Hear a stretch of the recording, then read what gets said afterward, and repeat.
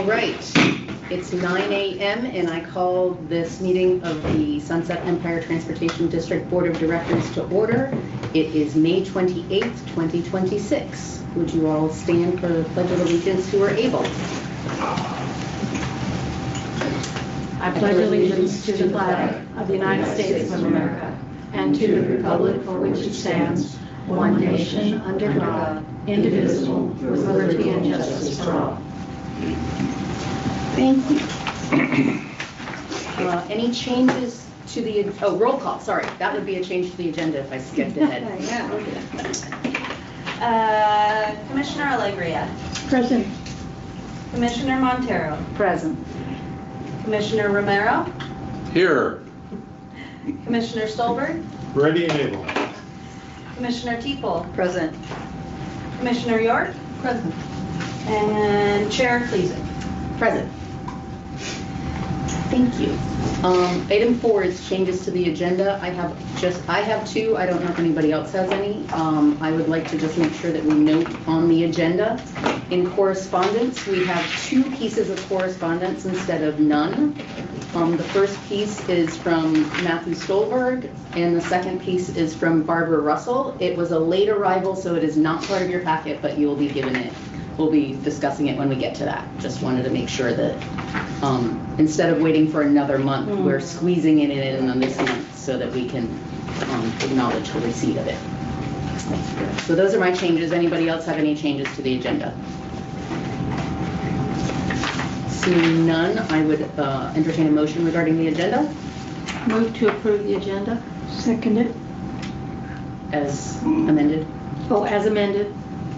Seconded. Thank you. Any discussion? All those in favor signify by saying aye. Aye. Any opposed? Chair votes aye. Motion passes unanimously. Agenda is adopted. Public comment. We have a 3-minute time limit per person. Do we have any public comment? Anybody online? Jason first. There are public online, but none of them are students. Okay, we'll give you a minute to raise your hand if you'd like to make public comment, and I'm going to ask in the room and then come back to online. So if you do have public comment and you're online, please raise your hand.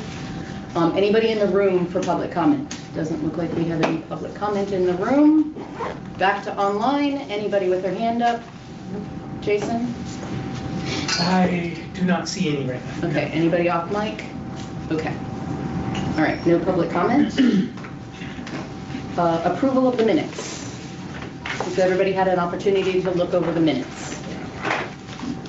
Approval? Motion has been made to approve the minutes as presented. I'll second that. Was seconded. Made by Commissioner York and seconded by Commissioner Romero. Any comments regarding the minutes? Any changes, corrections, discussion? Seeing none, all those in favor of approving the minutes as presented signify by saying aye. Aye. Any opposed? Chair votes aye. Minutes are approved. Commissioners. Commissioner Stolberg. Yes, thank you. I have a few comments. I was absent, I wasn't able to attend the Budget Committee meeting number 2 on the 15th of this month. So I went on and watched the video as soon as it dropped, and I had a lot of troubles watching the video. The images weren't clear, it was difficult to hear. The presentation plates persisted during the presentation, during the meeting, so there was only a tiny picture of who was here in the room, and that made it really hard to track who was speaking. So my question is about that. Can we explore whether or not we can live stream those and get a little bit better resolution on those videos? Because I couldn't even read the names. I knew who they were because I know who's in the meeting, but the public wouldn't be able to see that. And the second thing I have just got solved, so that's it for now. Thank you. Thank you. Commissioner Teeple. Nothing to report. Commissioner Romero. I just want to say thank you for all you being here and all the work you've done. In my absence sometimes, but anyway, Thank you. Thank you. Commissioner York? Nothing. Commissioner Alegria? Nothing. Commissioner Montero? Yeah. So earlier this month, I, as a city councilor, visited Avamere in Seaside, and also then let them know of my position with the Sunset Empire Transportation District. This is the Avamere that sits on 101, and the people who live there that I visited with, that's independent living. And they were very, very interested in what I could tell them about bus service. One of them had tried the microtransit and had been very pleased with it. They would like to have more information about bus routes and that kind of information. I think it would be a really great place for Jason to schedule some time with them. Also, I thought that the bus, when it was going down 101, kind of went into their lot and could pick them up. And they were telling me that it doesn't.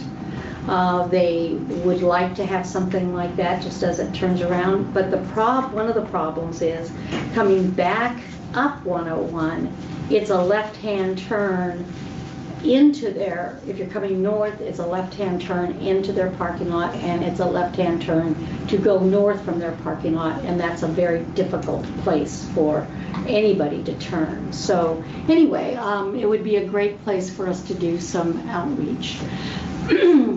I want to let you know also that in talking to a lot of people in the community, I also had quite a few complaints from community members about the quality of the YouTube video of our last budget meeting.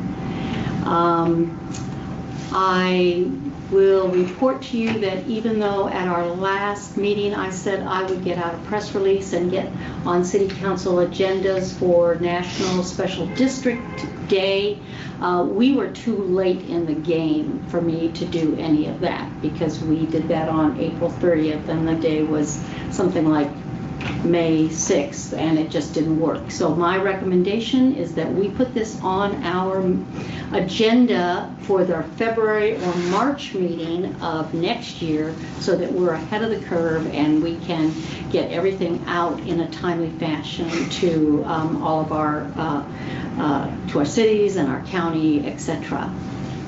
I received an email from Jason Plamondon, who is the Chief Executive Officer for Providence Hospital. He and the Vice President of Strategic Planning at CMH, and as well as Coastal Family Health Center, Yakima Farm Workers is what they're known now, as well as Clatsop Behavioral Health. They sit on something called the Rural Health Coalition, and the county health department sits on that as well. And they just put out surveys. They're pulling everything together in terms of what's the plan for providing health care and improving health care in Clatsop County. Part of that is that they've talked about transportation needs of people to get to medical appointments and get to the hospitals. And they would like to have, I know that Jason goes to their meetings, but they would like to have somebody from our board be part of the Rural Health Coalition. And so I did send you that. I forwarded that email to you, and I think that's something that we should talk about, because they, one of the things that Jason Plamondon expressed to me is that they have access and information about potential grants that would include transportation, and they definitely want us to be involved in that. So, And finally, during the I also last week attended the Cedar Awards event on May 22nd. I was the only person there from SETD, and we are a member of Cedar. So I would hope that next year we do have some people that go to, so we are a little bit more out in the public. And during the past month, I've moved money 3 times, and I want to acknowledge and thank Victoria for her support and guidance as I moved money from LGIP to our general fund, and as I moved money from our general fund to payroll. She provided me very detailed instructions, walked me through everything, and I can only say I'm really grateful. She is very thorough and very attentive to the minute detail. So I appreciated that very much. That's it. Excellent, thank you. What does CEDAR stand for? Clatsop Economic Development Resources. They are the economic development engine in our county. And we are part of that membership? We are a paid member as a public entity. I think most of the cities are members, and we as a special district are a member. You would add that I'm a participating member of that. I would have gone, but I was sick. But it's also, we meet monthly with the county, city executives in the area, and we talk about those kinds of things. So I'm involved with that group and meet with them regularly. Yeah. Okay, yes, it's been another busy month, and I will also say that I did receive the invitation to the Cedar dinner, but it was too late for me to move things on my calendar, and I already was committed for that day, so, and time. In the future, hopefully we'll get that sooner, and if the chair or the person that the invitation is initially addressed to is unable to go, we can delegate somebody else. So we can have that representation there, but this all happened in a very short amount of time. So hopefully we will be better represented in the future. There's a lot of stuff on the agenda. This is a very full agenda, so we're just gonna move ourselves along. I want us to keep in mind that we have a lot to do today, so that we are concise and specific about our comments when we make comments and questions. I just also want to say that we keep our mission in mind, that our mission is to serve the people of Clatsop County, and if we are getting comments from the public that they are having a hard time following us and being engaged with us, then those are things that are a priority that we should be addressing as a district, so that we can make sure that when people are trying to engage, which is always a goal of a public entity, we aren't showing them the door by not responding and being receptive to their comments. So that is my only comment at the moment, and we will move on to committee reports. Board Policy Committee. Yes, Board Policy Committee did not meet during the month of May. Our next meeting would be scheduled for June 4th.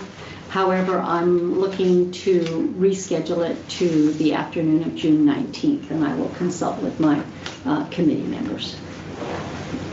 Okay. Any questions for the Policy Committee? All right. Executive Director Evaluation Committee. We met, reviewed where we were at that state. We were about to put out Marcel, our consultant, was about to put out the evaluation survey. We talked a little bit about next steps. I should say that I asked Sam to join us, and I found that really helpful. He answered questions from a staff perspective very often about various things about how something might be taken by staff, and I appreciated that assistance. We decided that our next meeting would be after we had completed the evaluation, so that we could do a review of the process and think about what to leave for the future, whether or not we should look at perhaps making some revision to policies. And of course we have that that coming up later in the agenda. Commissioner Legrian. Just want to mention that some of the questions, the board doesn't deal with the staff and employees, so it's difficult for the most part, and we're supposed to keep a distance, that we couldn't answer them because we aren't involved with them for most of the time. So I think this is valuable information to share with the evaluation committee after we finish this process. And that this is not the time to discuss minutia of the process at the moment. Thank you for the comment, though, that I think it's important. Don't forget it, but let's bring it up when we're giving feedback to the evaluation committee. Any questions? Okay. The Northwest Area Commission on Transportation, Guillermo. Pardon? You attended the Northwest Area Commission on Transportation meeting? You're our representative? Yes, I did. Uh-huh. When was that? Let me refresh my memory here. Well, there's another one coming up in June, so it was not in May, it was in April. Okay. So you were our representative there. So let's go over that after the meeting. Okay. The Transportation Advisory Committee. Pamela. Okay, so we haven't, there aren't any STIP grants at the moment, and so the opportunity will be sometime in the fall, so we would probably have a meeting in August, and because of the summer, probably not to work on the bylaws, but focus on STIF unless the people are interested in doing it in the summertime. Okay. It's good we're keeping that committee active. So it was brought up that we as a board would be potentially, that we were invited to have a representative on the Rural Health Committee. And so if the board would like to have a representative on that Rural Health Committee, I would like to appoint somebody, but because this is a new committee, I want to make sure that I'm putting it out there. It sounds like a valuable place for the district to plug into. Am I reading that correctly? Would the room agree that we should be plugging into this? So if I could, I'll give you a little bit of information more about them. And this is an overview of them. The Clatsop Rural Health Coalition is a collaborative network uniting local health care providers, public health agencies, and community organizations to improve health outcomes and address social drivers in Clatsop County. Mission: to equitably address community health needs and optimize resource utilization through shared projects. Supported initiatives. The coalition has partnered with groups like the Center for Outcomes Research and Education to specifically identify local transportation needs and barriers to medical treatment. Participation is generally coordinated through coalition meetings. The member organizations so far are Clatsop County Department of Health, Providence Seaside Hospital, Columbia Memorial Hospital, Clatsop Community Action, Clatsop Behavioral Healthcare, and the Yakima Valley Farm Workers Clinic, which is also known as Coastal Family Health.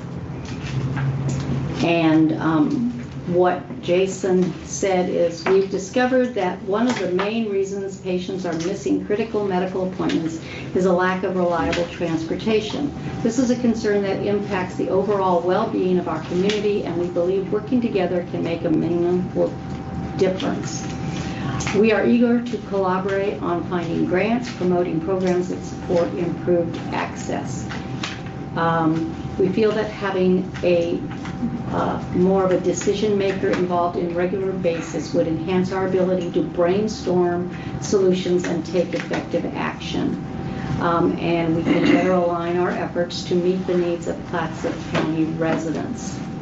We truly hope to move forward in partnership with Sunset Empire Transportation. Look forward to discussing ways we can collectively improve transportation access.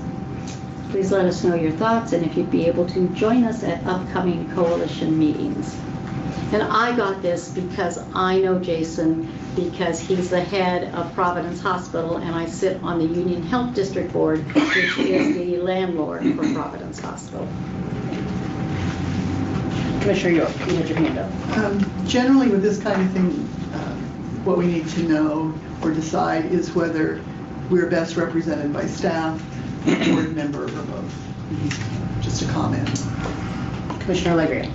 It would seem that the staff, because they know operations of the bus schedules, would be appropriate representative, or the executive director or the operations manager would be appropriate representative, since they know more of the workings of the bus system. So they have that ability already, and they have sent Jason, and this is an invite for a board member to become part of the coalition, is how I read that. The invite was that they were requesting a board member to become part of the coalition. So staff still has that door open. The organization still has the ability to send Jason or somebody else. Jason's currently attending, correct? Jason Jones is currently attending. So this isn't going to mean that Jason Jones is not invited. This is an additional invitation for the board to also send a representative. So, Thank you. If that helps clarify things. Commissioner Stolberg. Do you know when the dates and locations of the meetings? Actually, he did not share that. No. Okay. For the location? Well, it's in Clatsop County. It might, I would imagine that they might move around because that's Providence Hospital. So they don't have an CMH. office, or? Oh, it's not an organization that has an office, Oh, no. okay. No. It's a grouping of other organizations, so they rotate I would around to imagine. different Okay. places to have them hold their meetings. Director Carr. I spoke to Jonathan Niebuhr a little while ago, and he extended the same kind of invitation to me, so I don't know that we both need to be on there, but I was in conversation with him previously. Well, I mean, again, I think that this is an opportunity for both sides of our organization to be represented, both the elective side and the administrative side. So I would stress that the administrative side still has the option of who they would like to send to specifics meetings, and the board now has the option to dedicate somebody to be part of this organization as well. I guess the determining factor would be, do we have a volunteer? Because that was an issue previously with finding somebody for the ACT, and then for other committees that we were running short on volunteer time to do these committees. So do we have a volunteer to sit on this committee? Commissioner York. This isn't an exact answer to your question, but I'm interested in being a rep to some organization like this. But it is, I would have to determine that based on where and when they meet. Understood. So I think that's an important piece of information to have. Okay. I'm also interested in that this is a healthcare-based organization, and I've got 30 years of experience in healthcare administration, and so this obviously has part of my interest. Okay. So rather than appointing somebody at this meeting, I am going to say we need to find out some more information so that we can figure out which person this schedule this fits best with. So putting it on the table that this is a committee that we will be sending a representation to. Moving on. Just Commissioner Legg. one comment, maybe the first thing with this organization, coalition, is to set particular time periods so they have more volunteers. They have Otherwise- their meetings set. We just don't know what they are. Well, Oh. actually, if Jason has already been attending, maybe Jason can tell us when the meetings, dates, and places are. Off the top of my head, I can't tell you right this second, but they do have them on a rotational basis. There's a lot of members that do attend online as well. So, and usually it's towards the end of the month, the last Friday usually of the end of the month. So they have a set time. They do have set times, but there's quite a few schedule changes that do happen. Okay. Yeah, especially so this is, Pamela, this is not a new coalition, it's one that's been going on. We're just being invited as a board. That's new to us, so we need a little bit more information. Okay, so we will figure that out and make that decision at the next board meeting. Item 9, our annual audit report presentation, and we have Paul Nielsen here. Thank you for being here in person. Oh, thanks for Appreciate letting me that. be here. I usually stand up there, but since I've got the clicker, I'm gonna stand back here so I can see what I've done and not done. Jason will help me, right, Jason, if I mess things up? Yes, sir. Should be active for you. See, I'm already off to a bad start. You asked my, I might give this back to you, Jason. I'm struggling with this thing. Ask my young staff. For the people who don't, I might be hitting the wrong button, but I don't think so. The people, there we go. I know you have 3 new board members, so I'll introduce myself briefly. I've been a municipal auditor for 43 years. So I was going to say, ask my young staff. I tell them I've been doing this since we were doing everything by hand. Computers and I don't agree most of the time. So, and David knows I have several clients up in this area, so when I'm up here, I try to visit everybody around here. Let's get to your audit. Auditor's responsibility. Even though we draft the financial statement for you, that is considered a non-audit function. And technically, management is responsible for everything in the financial statements. Our responsibility is to express an opinion on those financial statements. And we have all kinds of letters and stuff we have stating all that and everything. No significant findings.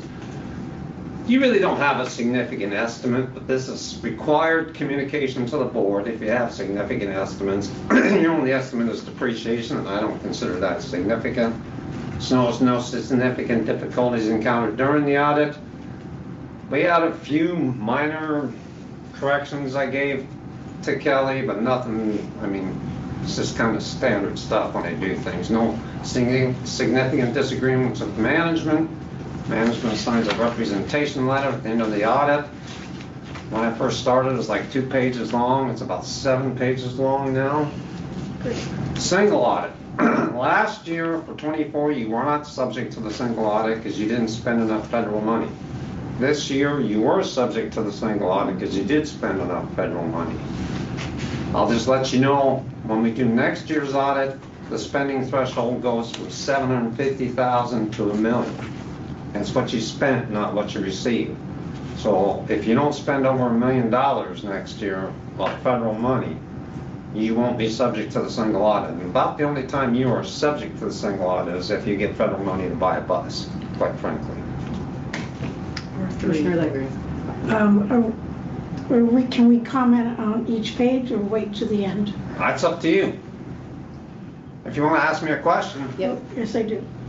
Okay, on page 25 of our packet and 6 of yours. Yeah, it's on this. I know, but can we get there on there? Also, we're still in the communications to the board part. Well, he's talking about estimates, which you do give here. Okay, what do I say in page? Page 25 of our packet, economic factors and budget information. Okay, that is the MD&A. So what? Management's discussion and analysis. So this is, but ask me the question. Okay, well, that's an estimate, and it's a... Okay, what we're saying there is when you did the budget for the 26 year, you estimated revenue to go up. That's not really a number for what's in the audit report, but the MD&A, management's discussion and analysis, requires this paragraph, what are your basically forecasts for the next year. Well, it's interesting, more than interesting, informative, that we said a raise, and you're saying, the report is saying it's flat, and the expenses will increase by 17%, and I just think that's an important... I think that's how you did your budget, I'm guessing. That's normally how that works. I'd have to get more in the detail. If I looked at your budget, I would imagine that's how you did your 26 budget. I would have to look at your budget, which I have not looked at yet. I'm sorry, I thought you said that our budget said the revenue would go up. Did I mishear you? Previous. Oh, previous. You have to remember, we're looking at 25. Yeah. And I also made a note on this and just said, check this out when the 26 audit is done. See if our estimate and projection, how close we were, because that gives us a sense of how good we are at projecting. Right. So, let me tell you a little about the MD&A. I know you got busy meetings, so I'm going to try to be fast. Some of these numbers are last year's. We audited the numbers that are in this. Some of this information is projections like this. Now, this is required by Governmental Accounting Standards Board. This, how many pages it is, has to be in front of the report.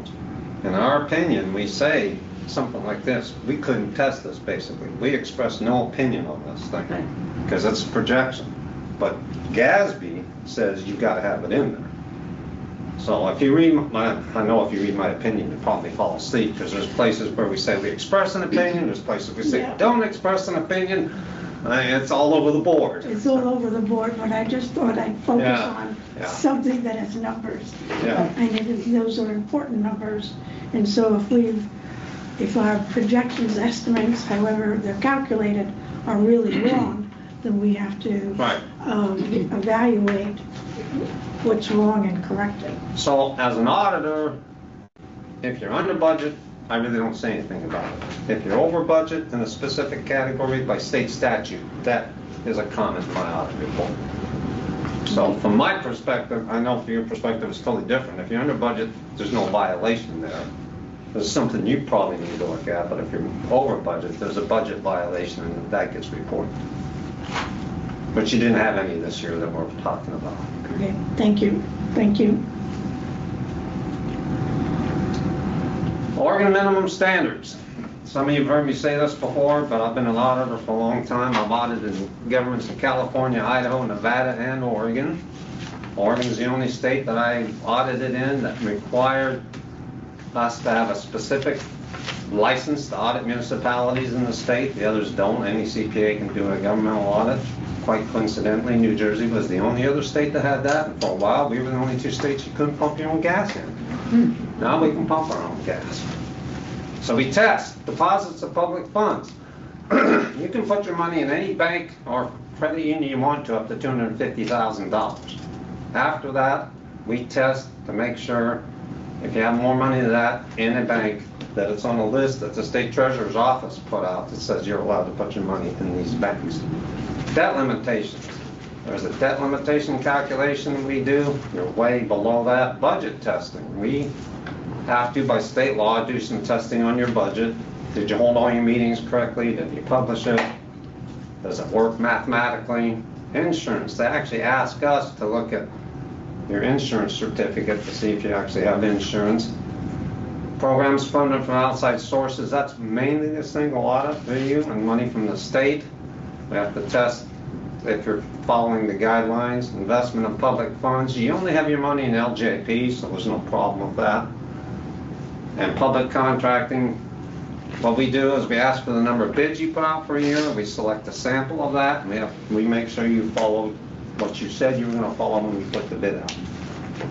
Make sure you follow public contracting rules. Days and fund balance. There's a slide I came up with almost 40 years ago. It seems to be the favorite slide for most of my boards. This is, at the end of the audit year, I took your expenses, divided it by 365, and said how many days could the district operate what's in fund balance. And you can see you had some slow years there. Last 24, you went way up, and 25, you're right about a year's worth of fund balance. You basically have a year's reserve on hand at 25. So after the tough times you went through, congratulations to the district. And this is fund balance to debt, because you didn't have any debt for several years, and you borrowed that money with the state. You can see fund balance to your debt, you're significantly there. So How is that number figured? debt at the end of the year, No, this number, the fund balance and how many days? I basically take off your audit report, I take your expenses, divided by 365, They say how many days in fund balance, so take fund balance, divide that by that, and say, okay, you can survive almost a year. It's a straight calculation of expenditures, I should say, not expenses, but expenditures. There's a difference between some of the reports and just how many days. Is it also, is the flavor of money figured in? Because the fund balance includes restricted monies that can only be spent on, say, bus purchases or Yeah, specific types of yes, operations it versus is. I don't think you had any of that in 25 restricted funds? We had a bus purchase, and that- but you'd already purchased. We already purchased that. Okay. So that wouldn't be in fund balance. Most of that comes in and comes out in the same Okay. year. Okay. Yeah, but if it straddles a year, it says, yes, that is factored Yeah, in. the constrained funds are about $50,000. Yeah. So it's not significant. Yeah. Okay, thank you. Any other questions? Is the reason that we had so many days in the fund balance because we had the loan from ODOT? I would say that money was spent by now, more than likely. No, the money, the loan from ODOT came in '23, I believe? That's the next slide, yeah. Okay, and This is your debt to fund Yeah. balance. If you have reserve cash in there that you got from 23, yes, that's going to be I in the think that was in calculation. there. But if we look at, Yeah. if you go to that next slide, see Right. the orange line is Yeah.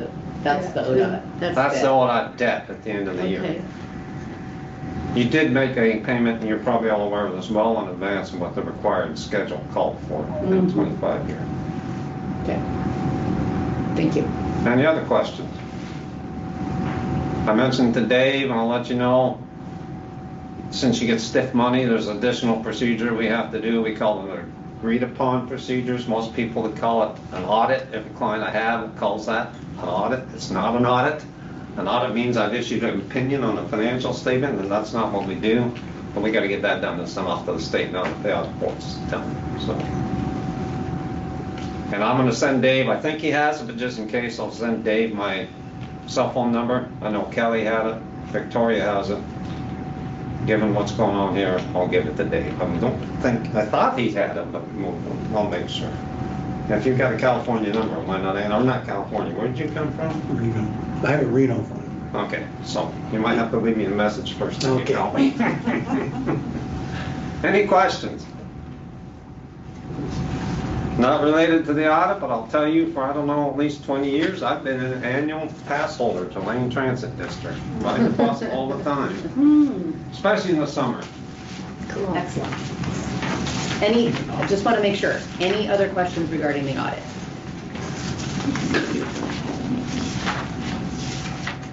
Okay. No questions regarding the audit. If you have any questions, contact Dave. He can get a hold of me. Thank you. Thank you. So I'd entertain a motion regarding acceptance of the audit as presented. I would move that to accept it as presented. Second. Motion was made by Commissioner Teeple and seconded by Commissioner York. Any discussion? I just want to say that I'm grateful that he was here in person. He's not always here in person, and it's much easier to understand for me when he is here in person, so I'm grateful for that. All those in favor signify by saying aye. Aye. Any opposed? Chair votes aye, motion passes unanimously. Audit is accepted as presented. Financial report. Director Carr. I do not have a finance officer available at the moment, so we put together some items to share with you. We hope to have a full financial report with the normal reporting in the next board meeting. So we have the line item definitions as always. We have accounts payable, see all the line checks. We have reconciliation of the credit card statement on page 73. We have bank statements showing our balances. Page 77. 384. 77. financials begin on page 62.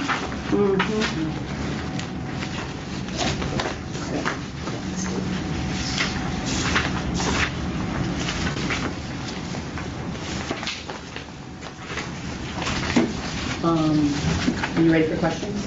Or are you still I was just- discussing? To the end. Okay. Going through the... Okay. Have you found where we are, Commissioner York? Okay. Here we go.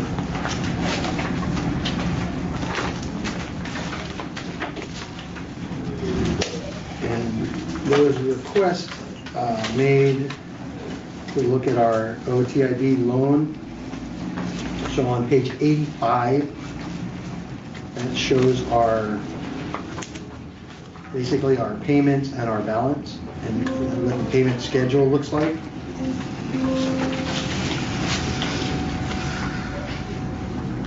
So you can see on the little blue highlighted in the balance column, is a 5/1, our balance was $326,521 with the expectation to pay off the debt on May 1st, 2027. Cool.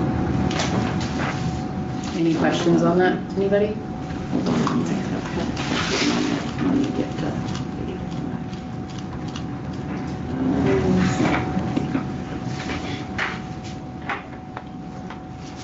I just wanted to make a comment. Well, I appreciate the maps. You should change the name, but other than that, that, like on page 70, I've never seen, breakdown of, anyway, Treasury. It's really a comprehensive breakdown of where money is spent. Like The check reporting? 71, like page 71. Never seen that before, and I appreciate that as an item that can be helpful in evaluating things. The accounts payable report. Thank you. And my comment was going to be on that as well. I do appreciate seeing the checks that we've written, obviously because I've also signed most of them. But I would like to request, if we keep doing this in the future, which I would probably recommend, is that we don't look at the past 60 days AP, because this is supposed to be a report reflecting April's finances, and you have a whole bunch of checks written in May there that have nothing to do with the April finances. So if we're going to look at our finances a month at a time, I would really like to see that we keep it for that month rather than looking at the following month, etc. So just figure out your filters a little bit more. So I just want to make sure that the board remembers when we're looking at this, that these are done by people that are not our finance officer. They're there to provide us the most thorough picture we can without a actual financial report. So this is basically printing out with what the parameters is set. I appreciate the efforts. I appreciate seeing all of this information. And when we go back to regular financial reports, they will look like we have asked previously, and set up those parameters. And then if we want to request something different, then the board can make that decision at that time. So let's just remember, this is in order to make sure that during the time that we don't have a finance officer here to present this for us, that we are able to keep an eye on our finances in the best way possible. So we're not making any requests for changes at the moment. Any other questions or comments regarding the financials at the moment?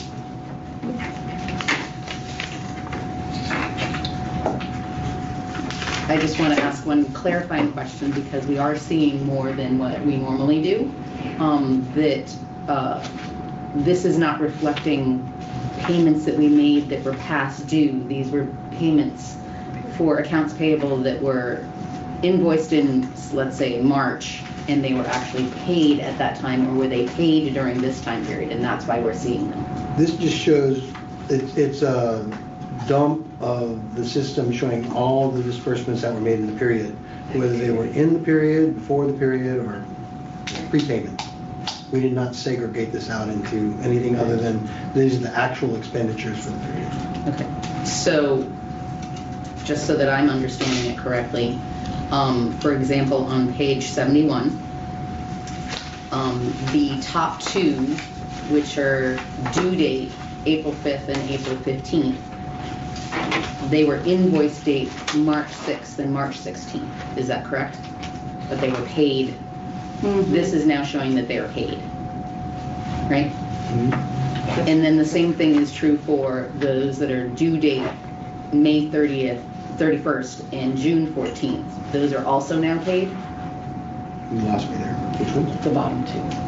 These are checks that have already been cut. Yeah. Okay, so this, we're ahead of schedule for some of them, and then I'm just making sure I understand. The accounting process is we make payroll twice a month and we do payables twice a month. So our terms are typically net 30, but in order to align them with the payable period, when we do checks, sometimes we pay them early.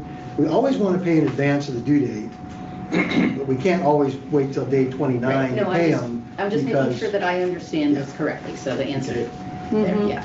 Okay, perfect. Any other questions about the financial statements that we've received?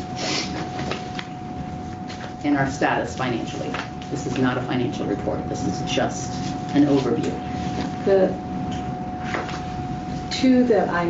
two reports that I miss is outstanding accounts receivable.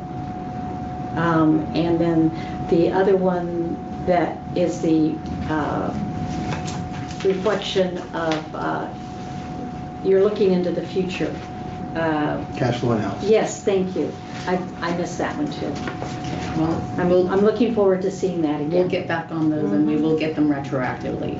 So for our past months, this is not a financial report, we will get a catch-up. The outstanding balances are pretty much the same. I mean, there's just a couple of small line items. I think the parking fee and Tillamook collections and cash flow has not changed significantly as far as I'm aware of. But we will reinstate those as soon as we get that operational. Okay. Okay, thank you.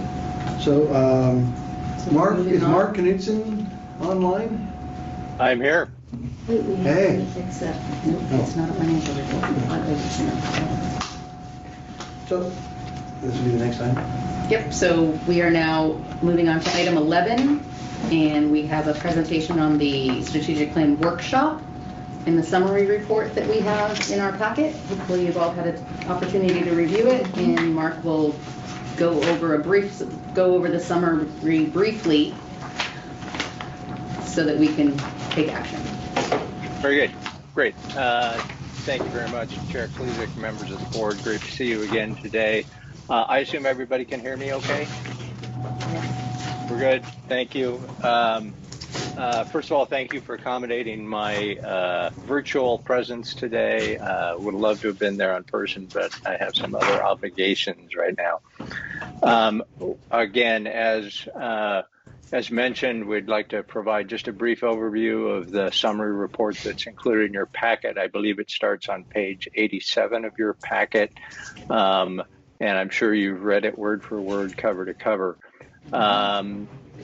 In addition to providing just a high-level summary, I thought I would outline a couple of next steps in terms of how to move forward with the process. Again, I think it's important to start from why did you undertake this exercise? And it was really an attempt to establish the strategic direction for the organization. And I think that's really key in terms of then helping guide the board in terms of making future decisions, as well as starting as a starting point. Because again, this is just an ongoing process. And so this becomes an opportunity to sort of say, well, we're starting from here, but recognize that there will be a need for further refinements to this process over time. So the report itself summarizes the process that we use for the workshop. Again, it starts with a list of attendees. I think it's notable that 6 of the 7 board members were able to attend. We had three members from the Technical Advisory Committee, 6 members from the staff, as well as a member of the public. Workshop was held pretty much all day on February 16th in Astoria. The piece that, we always talk about ground rules, but one of the important ground rules that was established was that everybody would participate. And so this wasn't exclusively a board exercise. All of the participants, including the board as well as TAC members and staff, were participating in the process. And the report that you have before you reflects the input that is a collective response by all of the attendees. Some time was spent reviewing the vision, mission, and values for the district. There were several important updates that were proposed and some recommendations by the participants. Those are included in the report for further action. So again, they're presented as a proposal for further consideration, and that would be appropriate to consider that as you move forward in the strategic planning process. The group then went through a SWOT exercise. The goal there is to identify the district's current strengths, weaknesses, opportunities, and threats, acronym of SWOT. All of the details of that SWOT exercise are included in the summary report.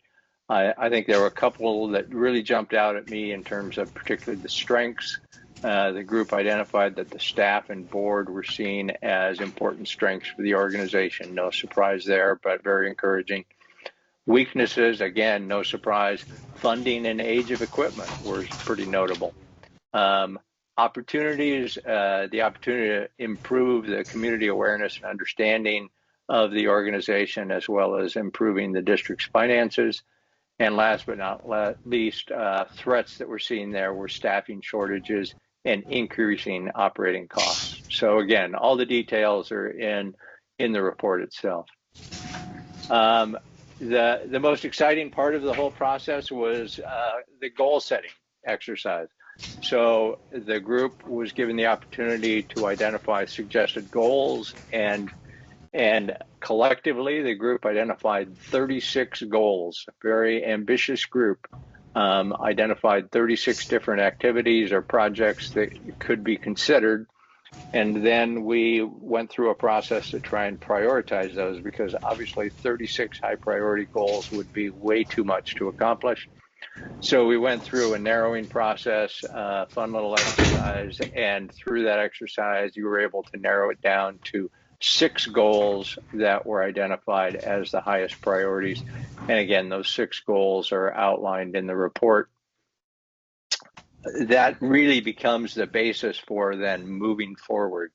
And I'll provide a little bit of a caution related to that. But the other piece in terms of wrapping up the report itself is just a reminder that it is a starting point. It really needs to evolve over time. We provided some next steps in terms of how to move forward, but also suggested that things change over time, that the board and staff need to be responsive to emerging opportunities and changes that occur.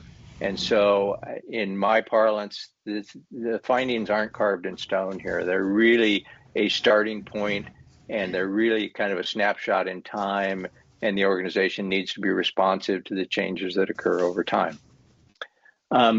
At the time the report was drafted, the expectation was that the next step would consist of drafting what I call an implementation plan for those 6 high priority goals. Because of time demands for other staff work, that implementation plan hasn't been prepared, at least yet. That implementation plan is really key so that the board can understand the scope, schedule, and budget requirements associated with those 6 goals, which is to say that the goals really sound great on paper in the absence of additional detail. And so the next step is to really flesh out those goals so that you can really understand and see the price tag associated with that work. Once the implementation plan has been prepared and the board has a chance to review it, then the recommendations could be updated to reflect what really anticipated goals would be based on that additional information in terms of the scope, schedule, and budget. All that could then be refined and compiled in the form of a strategic plan for adoption by the board. So that was really the plan, and really what you have here in terms of the draft report is just the initial installment in that process. So I have 3 recommendations for your consideration moving forward. And the first would be to continue moving forward with preparation of that implementation plan. Again, the action plan to identify the anticipated scope, schedule, and budget for the 6 high priority goals. Executive Director Carr has offered a suggestion in terms of how we might kickstart that process. And SDAO would be thrilled to have the opportunity to participate in that process to help, again, refine the scope, schedule, and budget for the goals that you have in mind. But again, the key is to continue moving forward with that implementation planning effort. The second recommendation I'd like to offer for your consideration is that the board consider adopting or at least accepting the workshop report. Given the significance of the information that was presented and the work that's completed to date, we think it makes sense that the board accept those findings, and that would basically be the board's endorsement that the report accurately reflects the findings and recommendations of the workshop at the time it was conducted. In accepting the report, the board's also sending a message that, at least for now, until the implementation plan is available, that the 6 high priority goals that were identified in the report remain the district's highest priority goals. That's important because, again, the whole point here was to provide some focus to your ongoing efforts. And if you don't have clarity in terms of what the highest priority goals are, then everything's high priority and frankly nothing gets done. And so we like the idea of having the board accept the report so that you can at least say, at least for now, these are our 6 highest priority goals, and those are going to be sort of the direction we're headed until we have more complete information. Last but not least, we'd recommend that you have a process in place for accepting periodic reports and progress towards achieving those goals that are identified in the report. This would probably consist of quarterly briefings by the staff to the board on the status of the work towards either achieving the goals or at least initially completing the implementation plan towards the goals. Again, what I'd like to encourage you to do is have just a regular cadence that says, we're always going to be coming back and revisiting our progress towards achieving the strategic plan. And so let's start by having that a regular routine item of just progress in completing the strategic plan and then progress towards completing the goals identified in the plan. So that really summarizes completes my recommendations and summary of the report. At this point, I'd be happy to answer any questions. And if you'd like, if there's interest in the board accepting the report, I'd be happy to suggest a motion for the board's consideration. But with that, let's field questions first. Commissioner York. Thank you so much, Mark. This is so helpful to have to review and a great foundation for us moving forward. I really appreciate that.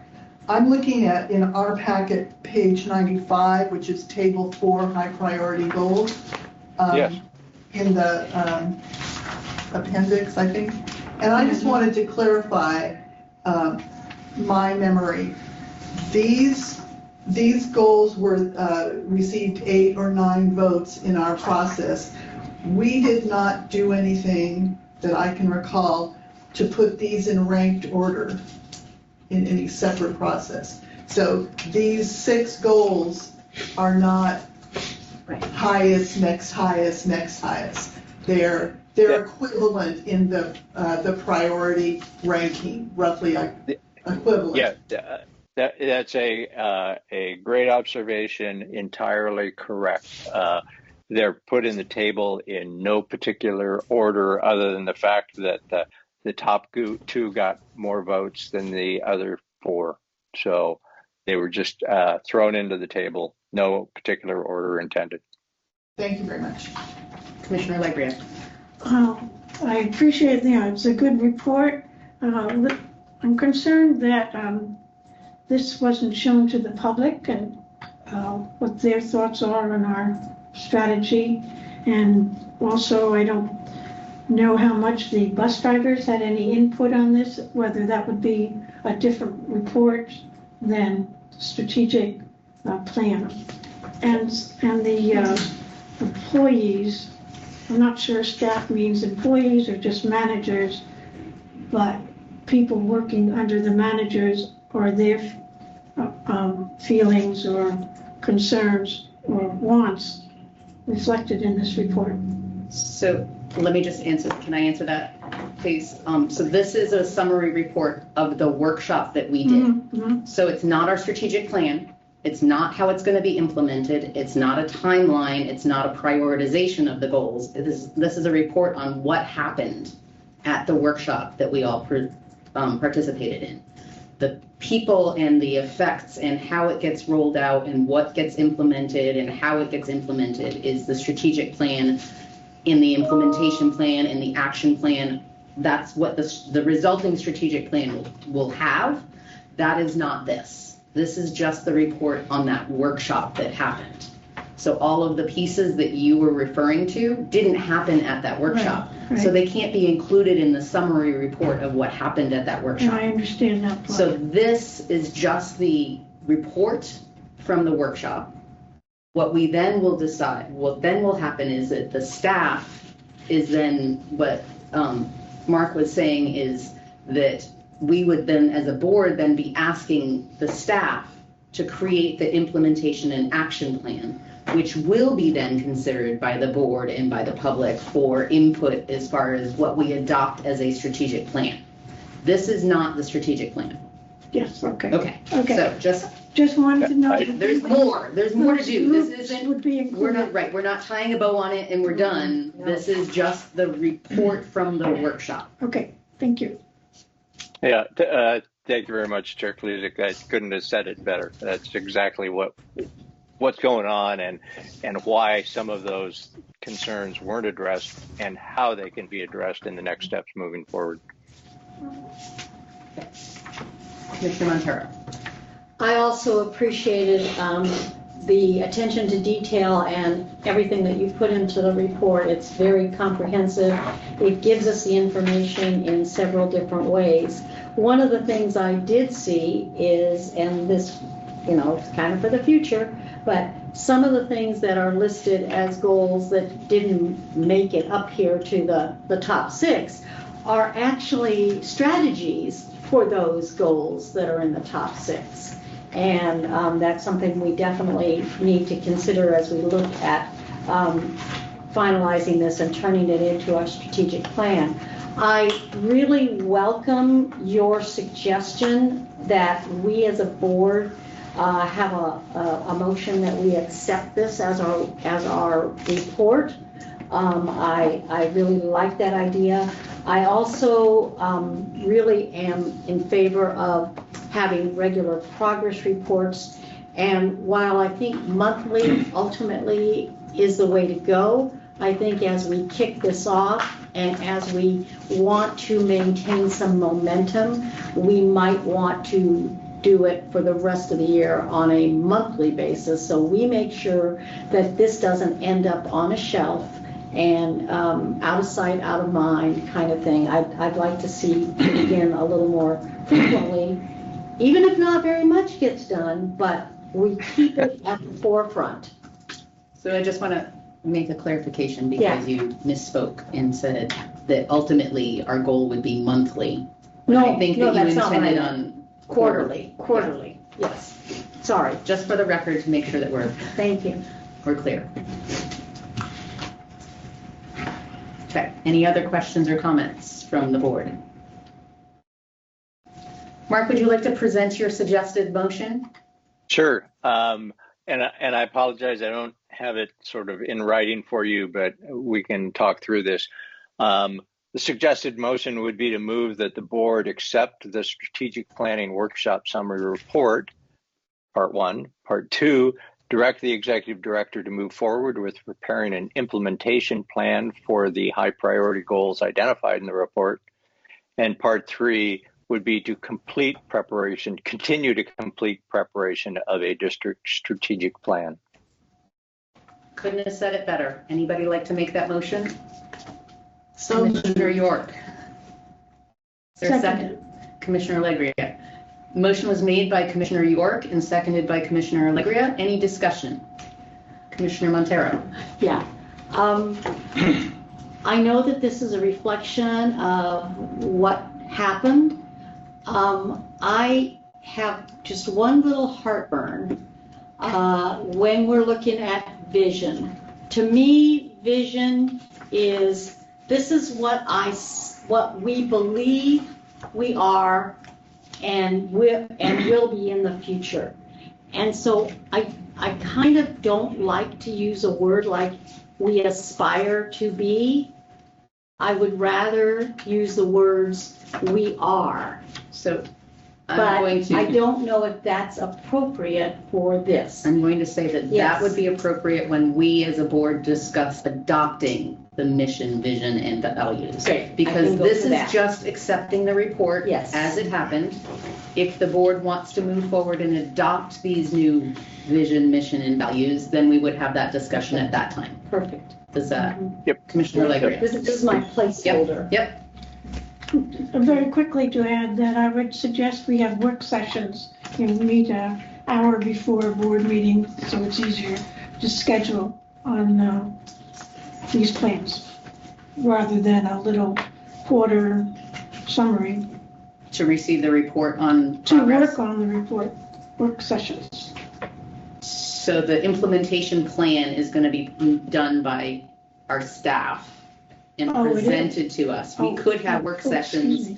to go over Excuse me. whether it's being implemented based on what the board's understanding and guidance is, but that's to be determined.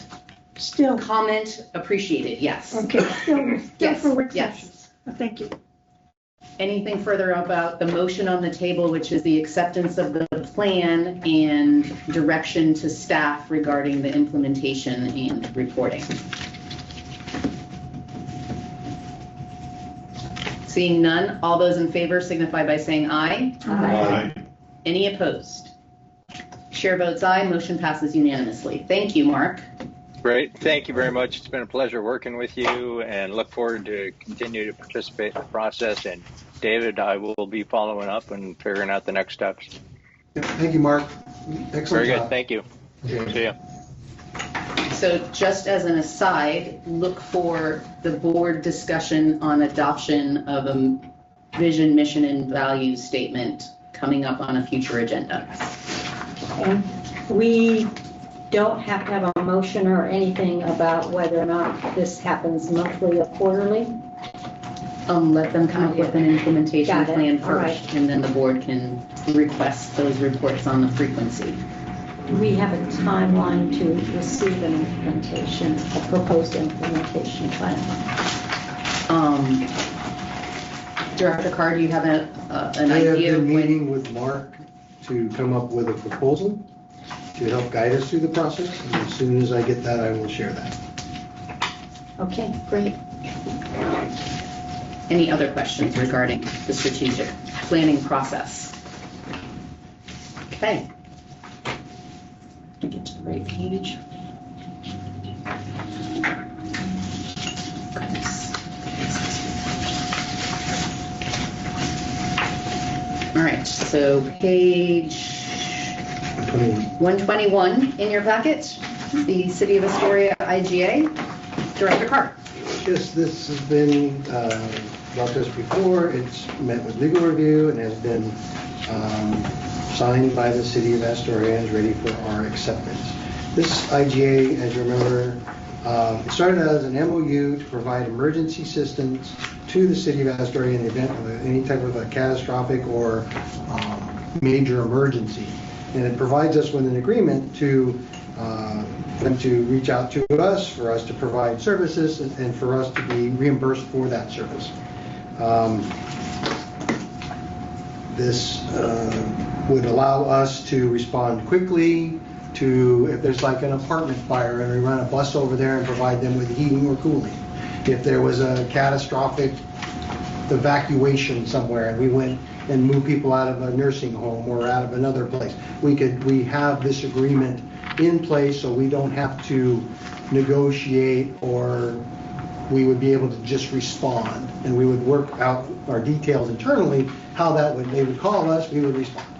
And this allows us to have an agreement, indemnifies us and indemnifies them, and it allows us to be reimbursed for it.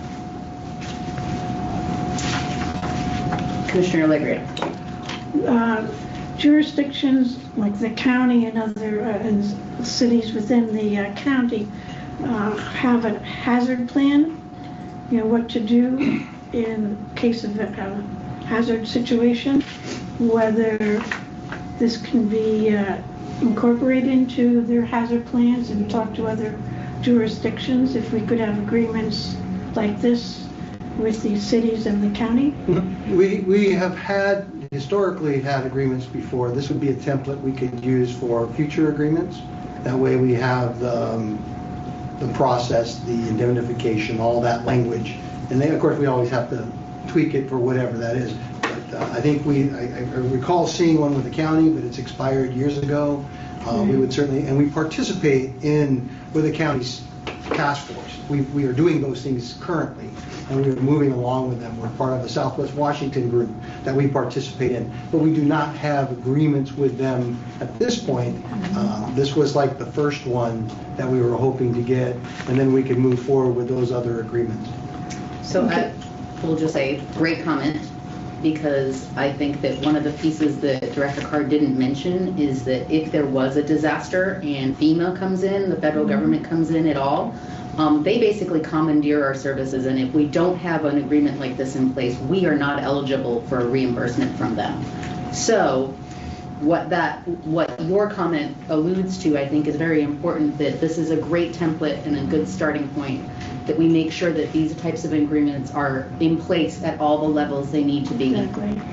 so that when there is an emergency, we are able to be reimbursed. Because in the moment, we aren't going to be thinking about how do we get reimbursed. We're just going to be providing these services to our community because they're needed. However, there could be effects and consequences for us being part of those command chains that we need protection for and the ability for being reimbursed. Commissioner Teeple. The term of this contract is 1 year. So my question is, if we do enter into these agreements with several other entities around the community or county or whatever, will it need to be an agenda item that we must approve every year? Or do we authorize the executive director to renew them? Great question. Wouldn't it? So I think that is something that the board could certainly discuss and direct differently. I think that this is what we have in front of us right now. I think that in the future we could very reasonably amend that and see that they're enforced for a longer period of time than 1 year, because this is a lot of work to continuously bring up and consider for both parties, for all parties. Anything else? Commissioner Stolberg.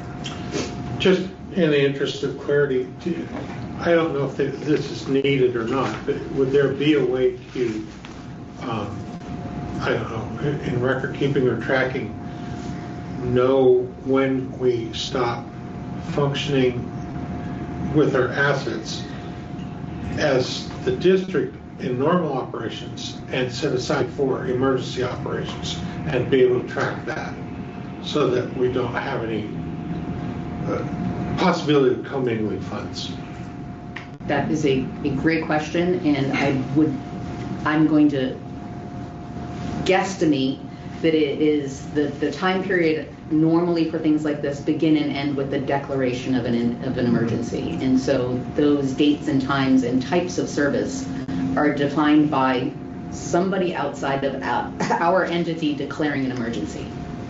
So, Commissioner York. I want to follow up on Commissioner Teeple's comment. And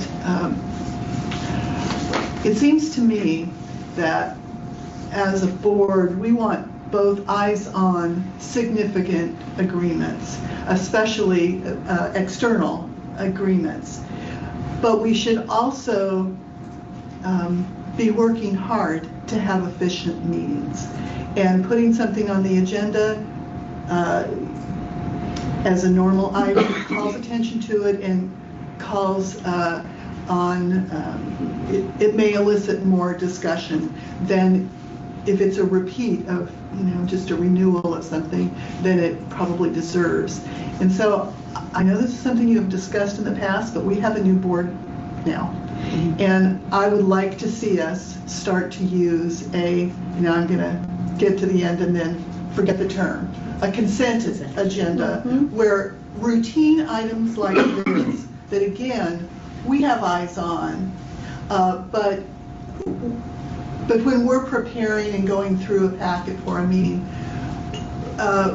we're being reminded that this is a routine matter and it does not call for as much attention. We still have eyes on.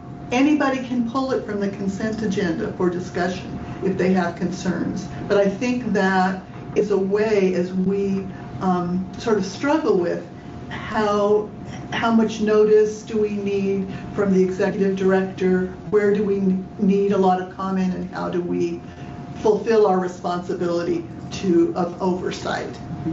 So, I think that that can be a balance in doing that. Commissioner Romero.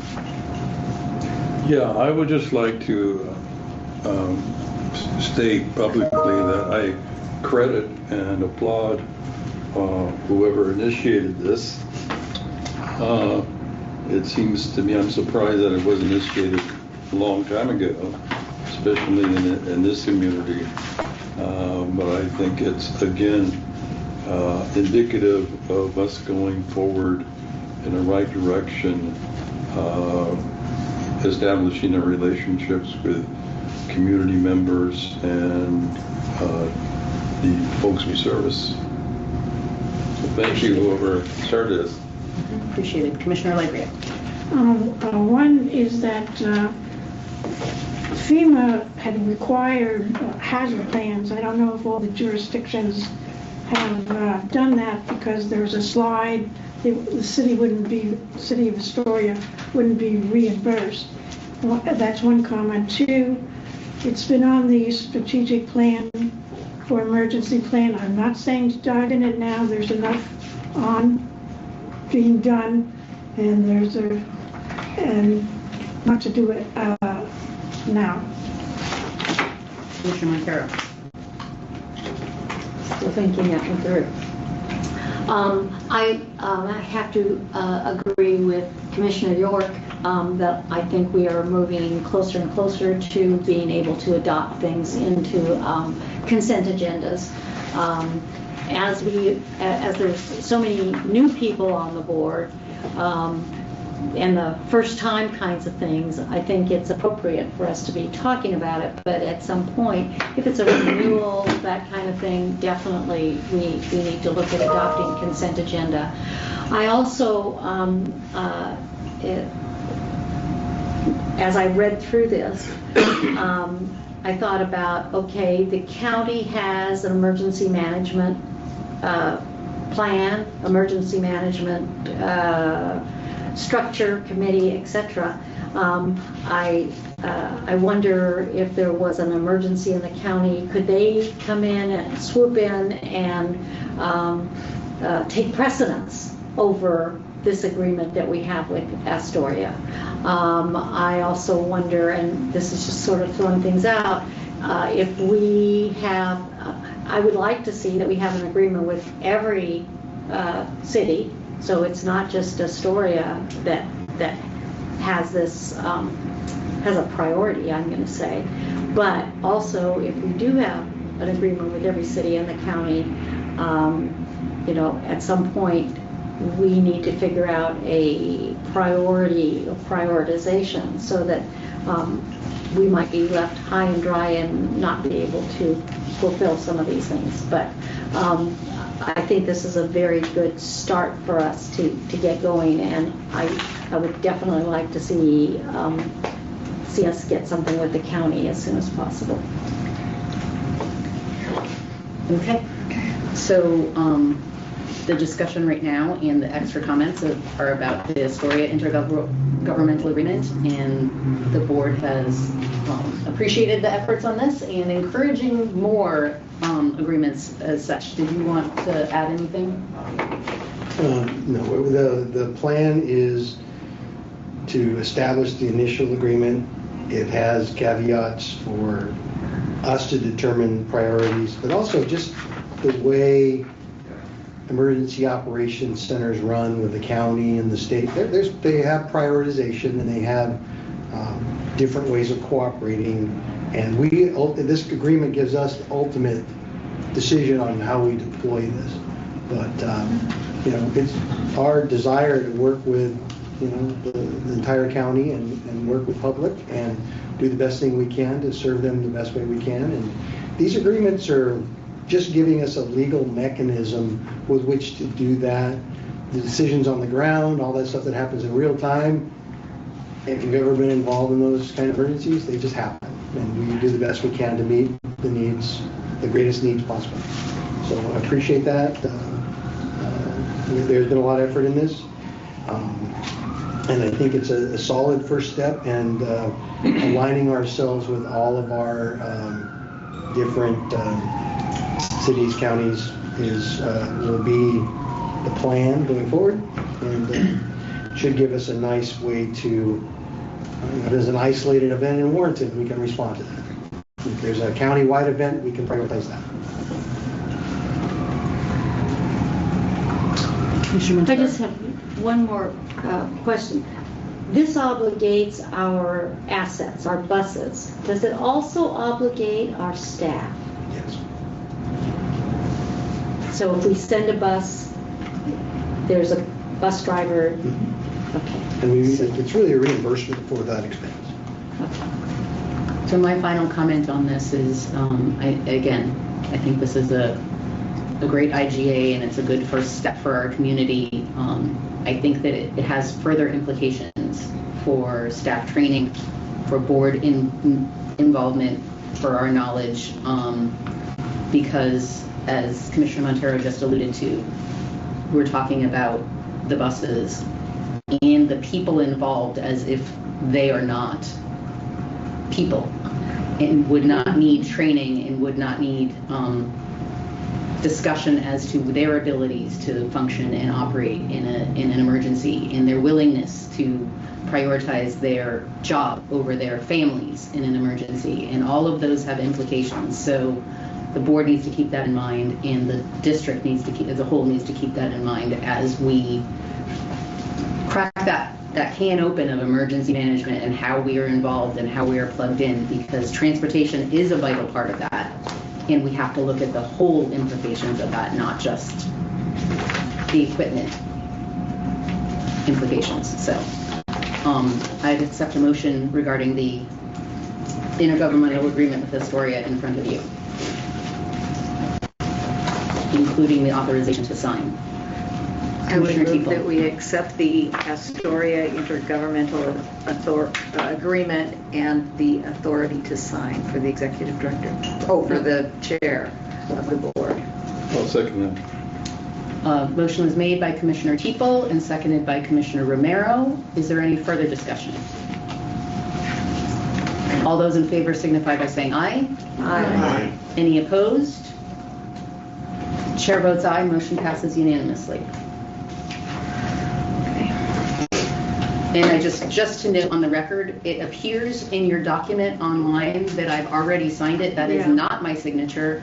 That is the beginning of the signature of the mayor of Astoria. It looks like he accidentally was signing in the wrong slot. So my name does not start with a squiggle line like that. So just on the record, it's not pre-signed. Oh. Okay. I'll have them send you the copy. Okay. Moving forward to item 11C, Clatsop Community College MOU. So bringing this back this has been reviewed by the attorneys, and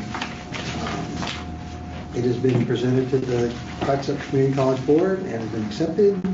And this is a memorandum of understanding to provide transit services to the Clatsop Community College in exchange for using their rooms and their having access to their facility for events that we may need for any type of retreat or any type of meetings we might want to have. But it also includes a commitment for marketing and communication support with their staff and with our staff.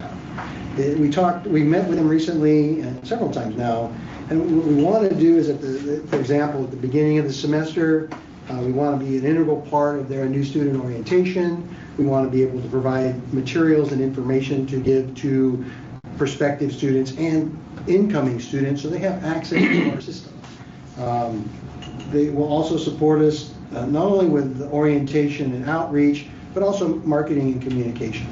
So throughout the year, we will send out materials. We will participate in their events and have a table there and be able to reach out to the students.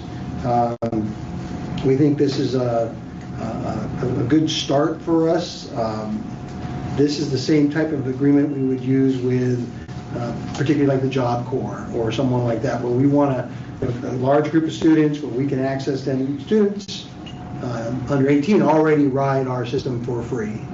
So we have access to them, and we're going to do more outreach to them. We think the student population is a really good group for us that we can get more ridership from. And this is the first, just like the IGA for the city is the first building block for that particular thing. This is the one for us to reach out to the community college, Job Corps, other type situations where we can connect with them, work integral to what they're doing and their promotions and their activities, and be able to promote our services in the community. Commissioner Alegria.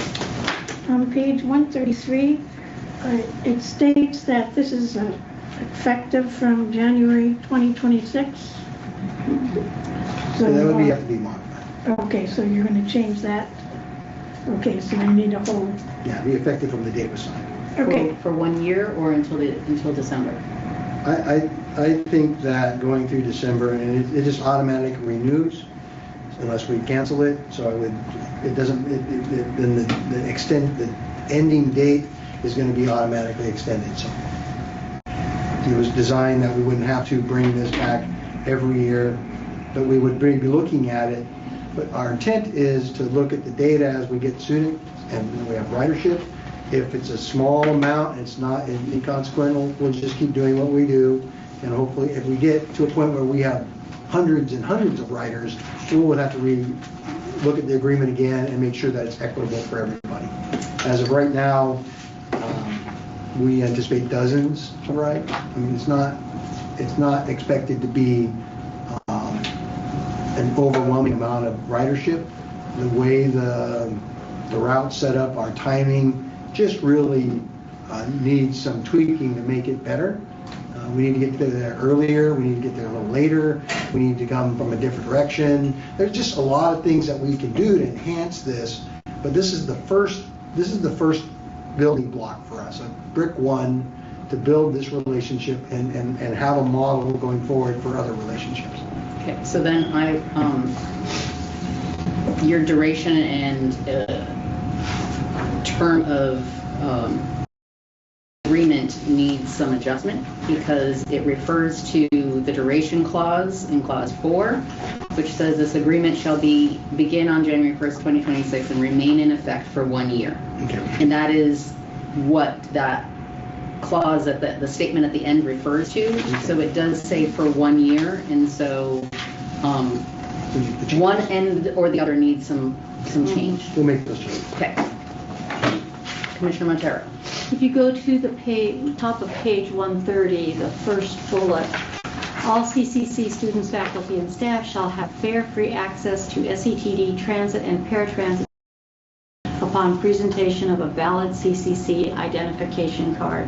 As I read that, I would interpret that to mean that any faculty, staff, or student could present their ID card and travel anywhere in the county.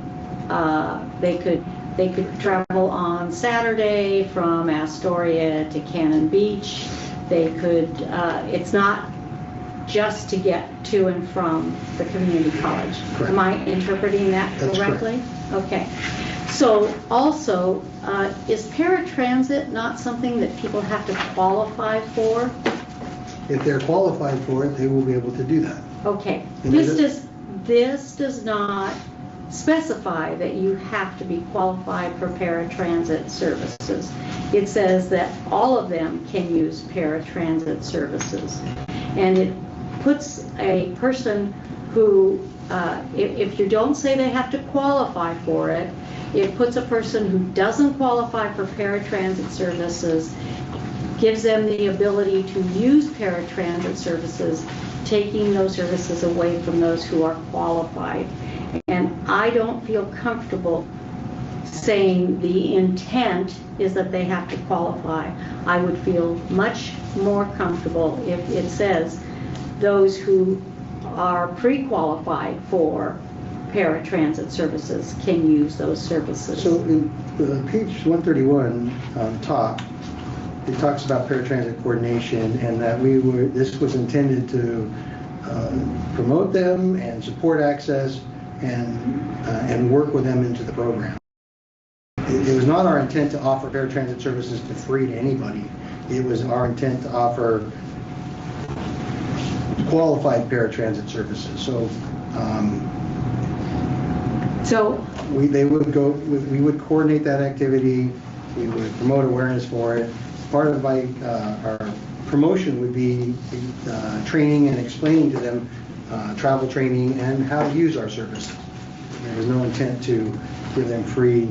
And I understand all that, but I believe that you keep records on your paratransit, on our paratransit customers. That you keep a record that these people are pre-qualified, that they can call in, they can make the appointment to be picked up, etc.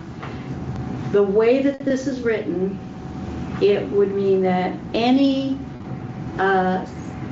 CCC staff, student or faculty could call in to paratransit and say, I want to be picked up at such and such a time, etc. And it doesn't say that they would be pre-qualified or on our records as paratransit qualified consumers. And if we require that of everybody else in the county who uses paratransit services, I don't think we cannot require that of students, staff, and faculty at CCC. Yeah, that was not the intent. The intent was for them to access our programs and they would not be charged. I understand the intent. They still have to apply for the program and they still have to qualify for the program. They couldn't just show up, call us, and we'd pick them up. And I understand all that, but it's not in the agreement. Intents are, you could say your intent is this. If it's not in the agreement, it's not enforceable. Can we add 2 words to this agreement before I call on to the others? Sure. On the other people in the room and say, all CCC students, faculty, and staff shall have fare free access to SETD transit and when qualified, paratransit services upon presentation of a valid CCC identification card. I think that would do it. Is that? Good. Easy peasy. Commissioner York. That's a reasonable solution to me. Because I see the issue, sorry. But my point was going to be that this is an agreement between us and the college. It's not a marketing item. in marketing items, I think that would be critical. That goes directly to students. What you need to do in order to do this, you need to qualify through our staff. But I think we need to keep in mind what we're looking at and what needs to be in what kind of document. Agreed. And I want to acknowledge the astuteness of students these days and their use of AI to be able to accomplish their goals. And so I think by adding those two words, we are accomplishing both things. Any other comments or questions? Commissioner Montero. This is not specific to this, but it's a corollary, and that is, will there be some sort of mechanism set up in operations so that we can measure the services that we are providing to CCC students, faculty, and staff? Yeah, we'll be counting them. Separately from other writers? We have a mechanism for that. Yeah. Okay. I think we mentioned that before. And then one other question. I thought in previous, in the two previous iterations of this, there was some mention that we would have like a community college student giving us assistance in certain areas. That was difficult, as I talked with legal counsel and an advice of legal counsel, because we don't want them to have any type of employment relationship with us. That was going to be difficult to manage, and so just having them cooperate with us on outreach, and they have mechanisms already where they have a new student orientation, and they have a packet, and they have first in the semester they do activities for them.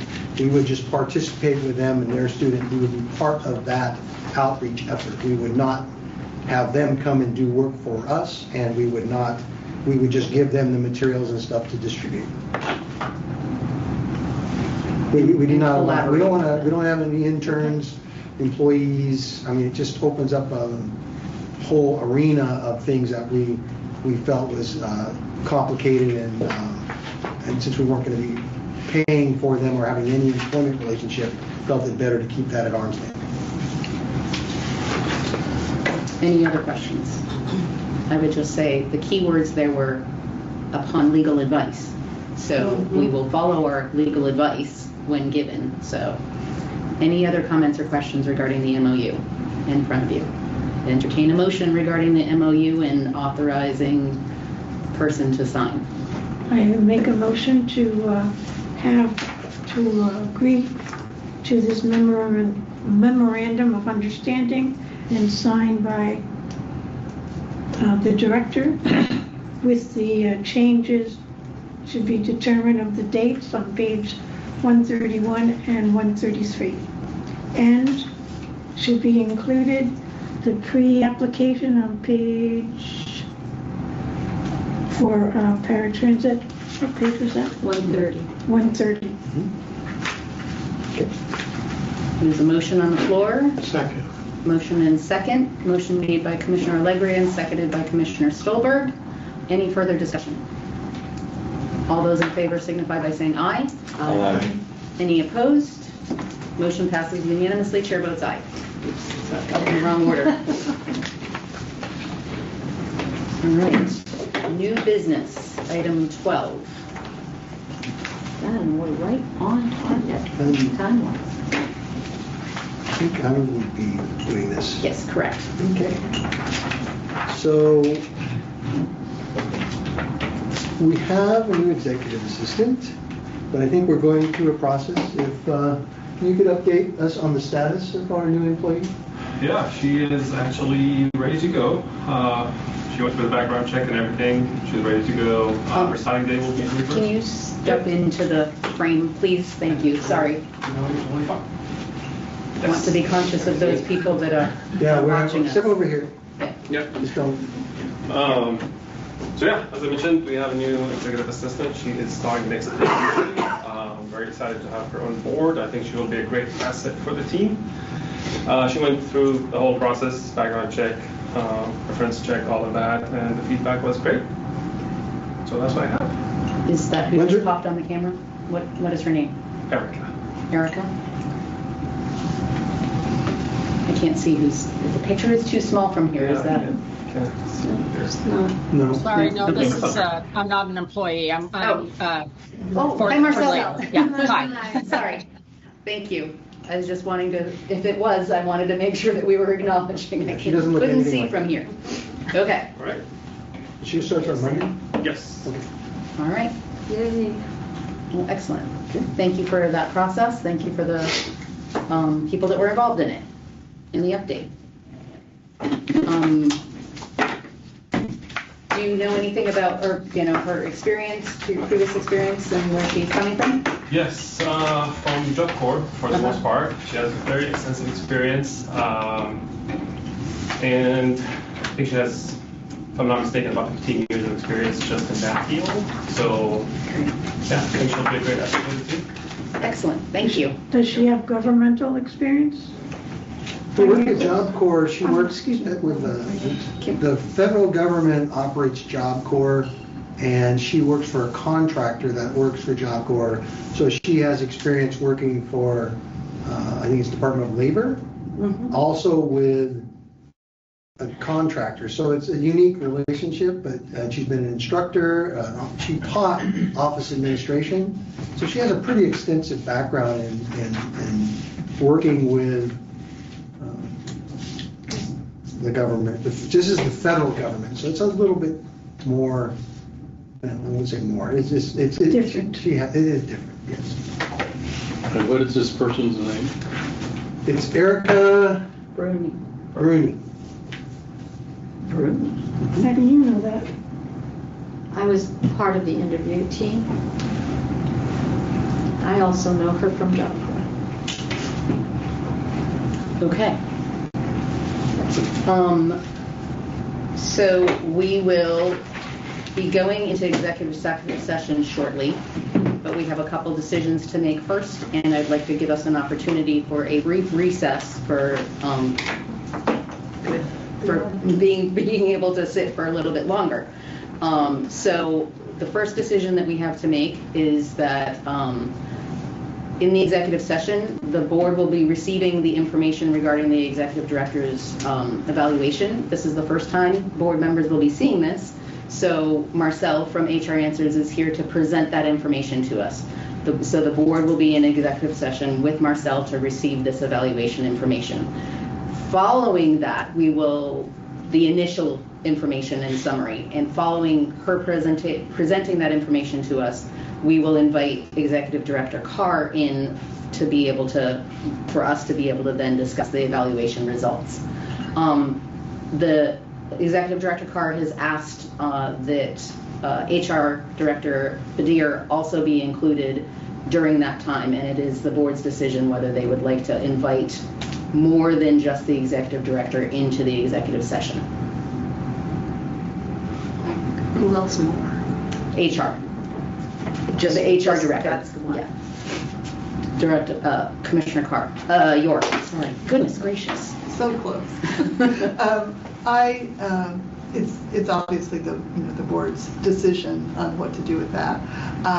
One of the reasons I was sure to mention to you that he had attended at my request our committee meeting was because I wanted you all to know, and I'll state it more clearly, that he was not a participant. He was a resource for the committee, and he was useful, particularly in that way. So, was not participating in our decision making, our recommendation, making it certainly the chair's role to make clear what the role is of anyone in a meeting. So, and I think it would be valuable. Okay, so it's the board's prerogative whether they would like to invite others other than the executive director, who is our only employee, into the executive session. So I would welcome feedback, input, a motion. Just we don't need a motion. You just need to decide as a board. It's okay. Okay. let's make this a little bit more clear. I need some indication from the board whether we want to accept the executive director's request for HR Director Badir to be invited in when we invite the director into the evaluation. Commissioner Montero. Since the executive director has the opportunity to request whether it be a closed session or an open session for his evaluation, I think he's asked for a closed session, but I think that his ability to ask for someone else to be present is, it sort of follows that. He can ask for an open session. So I would say if he wants someone else in, that should be okay. Anybody else? I would concur with that. Okay. Okay. All right.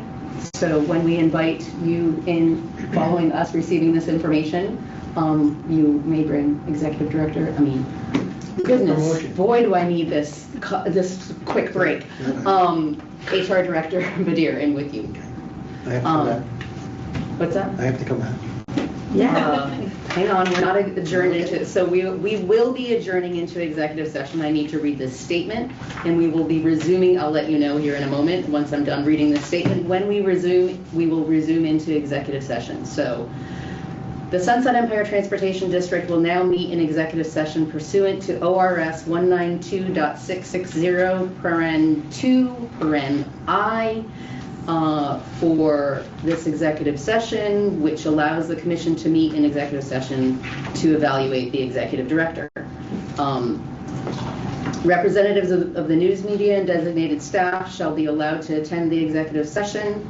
All other members of the audience are asked to leave the room. Representatives of the news media are specifically directed not to report on or otherwise disclose any of the deliberations or anything said about these subjects during the executive session, except to state the general subject of the session as previously announced. No decision may be made in executive session. At the end of the executive session, we will return to open session and welcome the audience back into the room.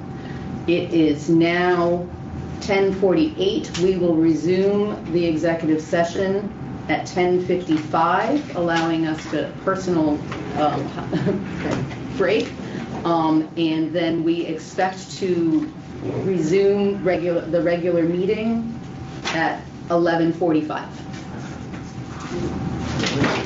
We are recessed into executive session.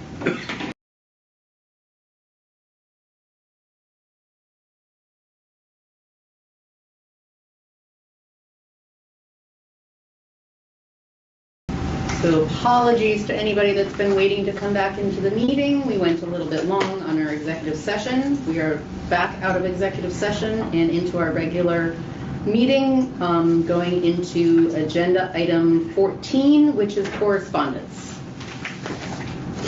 So our first correspondence that we received that was added to the packet that's at the end of your packet is we received a letter from paratransit rider Matthew Stolberg.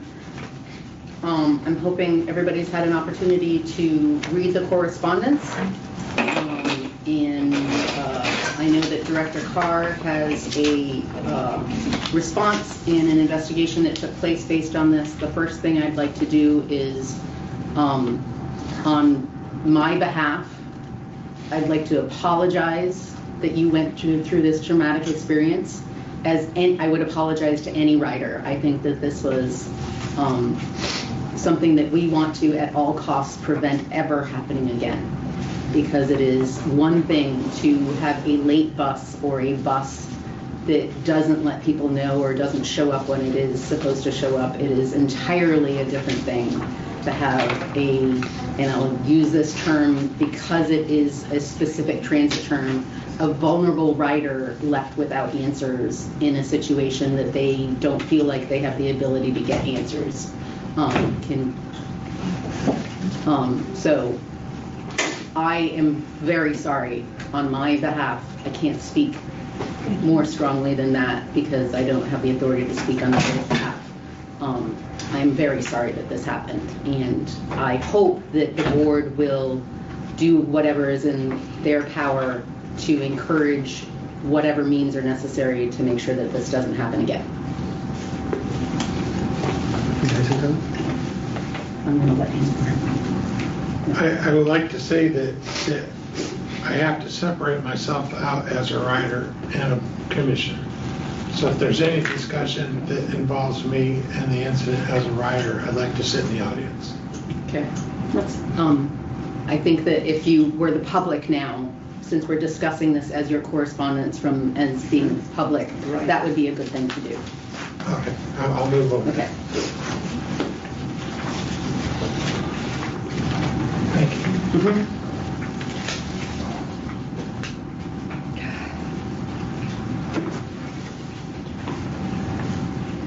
Okay, so, yeah. This incident happened on the 8th of May, and we received this letter that was sent to the entire board on May 15th, and the executive director and the staff has had an opportunity to look into this, and so I would like to offer this time to the executive director to discuss what investigation took place and what measures are being put in place to make sure that this doesn't happen again if that is part of the investigation. Well, I too would echo that we're very much apologetic about what happened, and we have taken this very seriously and have spent a lot of time going through this process and looking to see that where the breakdown occurred and to take additional steps to make sure it doesn't happen again. And we're actually looking at some other technology and things that we can do to improve the process overall. So the facts are outlined here. You know, the mitigating circumstances are spelled out in the operational context. It was an unusual day for us, and we did reach out to you, and then when you called us back, our system to respond failed. The person that was on call did not see your message and did not return your call, and so although we had informed you we would be late and would be between 5:30 and 6, your message at 5:59 was not acknowledged, and we did not return your call, and you were not picked up until 6:16 p.m. This is an ADA violation for us. We're not supposed to be more than 15 minutes late. We were 16 minutes late. It was a very unusual situation in that when we looked and see how often this occurs, it's a pretty rare occurrence, but because it is after hours and we're not staffed, it is something that we had to look at closely to see where the breakdown was. The breakdown occurred with the person who was monitoring the phone after hours did not see your message. That we've taken steps to address that. We've taken steps to correct it. So we went to you look at the corrective actions implemented. So the updated the after hours standard operating procedures to clarify the expectations. And we reinforce those requirements for monitoring, and that's for all riders, particularly after hours. We went through all the responsibilities to ensure that no trip remains unresolved. And we have gone through expectations for proactive rider communication with not only the staff member, but in the entire staff that works on this team. And then we went through how the voicemail review is done and an internal notification process, and we're going to be reviewing that regularly.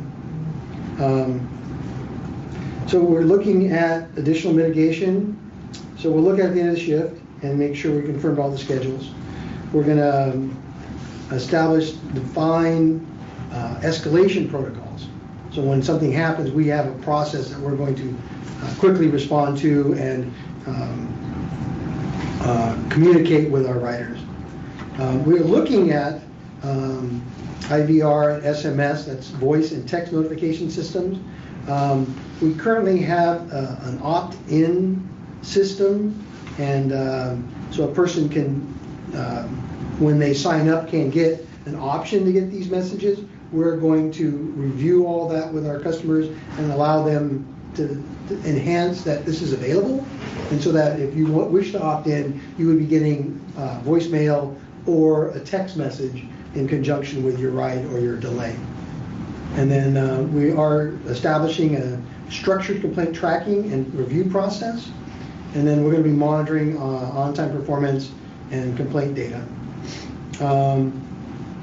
Some of the things we're looking in addition to that is we can contact like medics or another call service, and they could monitor our phones for us after hours. In our analysis, we were looking at less than a handful of these type of occurrences happen every year. So we think it would be a low volume, so the cost would not be excessive. Getting a fixed phone monitoring system would cost us $250 to $350 a month, but getting a per phone call monitoring system would allow us to manage this because it's only so infrequent. And then future technology, the GTFS Flex, which is the vehicle map locations, and EcoLane, which is our application. If we purchase an app that would show you the bus location, then that way if you were waiting for your bus, you could go into one of this technology and it would show you where your bus was. We do not have that system currently. We do not know when the GTFS Flex system will become available, but when it does, we will be looking into that. Again, apologize for what happened. It was definitely preventable. I think that when we communicated with you initially, we could have done a better job of informing you of the possibility of it being more, because it was not one thing that happened, it was a number of things that happened on our end that created this this very unusual situation, and unfortunately you were put at risk for that. So at this point, we're just providing this information to the board and to you, and understand that we are taking every step that we can to we have reviewed the process, we have reinforced it with all the staff, we have implemented tracking and training to identify that, and we're looking at either a phone system or technology to try to fill that gap in the future.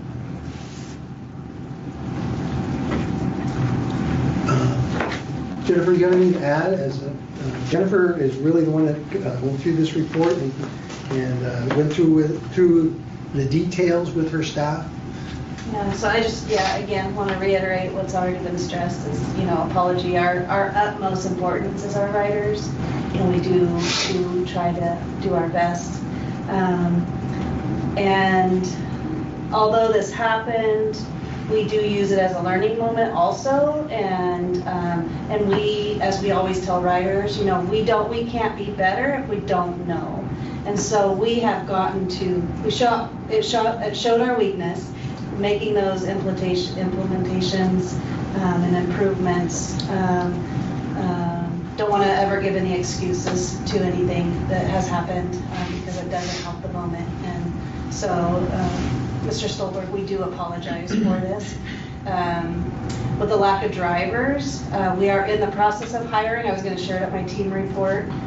This will improve this situation because that's the situation we are in.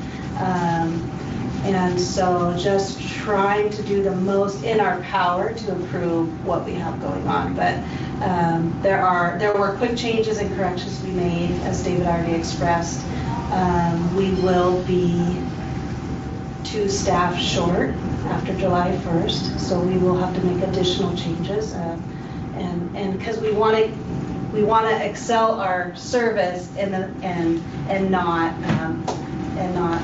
make additional challenges for our riders, because we have to keep the still work on the demand of the service. So with drivers, that helps with that situation that we found ourselves in that day. So we find that we'll continue to improve, making updated changes on our website, the voicemail on how to contact after hours, Please let us know when additional things happen, because we know that we still have more room to improve. And so, but definitely I think the two biggest things is the GTFS Flex, which is already, GTFS runs our Swiftly, which that's already viewable on our website. When you see that bus tracking on our website, that's showing the route location. The GTF Flex will also show the ride assist. So I think that's going to show a big improvement on ride assist riders. So that's a no cost to us. That's something that's supplied by ODOT. I think that will show immensely, because that's probably, I don't want to give a percentage, but that's a large percentage of our phone calls during office hours and after office hours is where's my driver, because they've been sitting even 10 minutes, 30 minutes, you know, they're wondering where their bus is. And so I think having that real-time location at their fingertips will help. So that'll be a public-facing app. They'll be able to go in, see where their bus is, and ODOT's working on that. Do we have any kind of time? Well, that's on that would be on our website. Okay. Yeah, so it's in a inquiry modem right now with Trillium, who manages that GTFS for the state.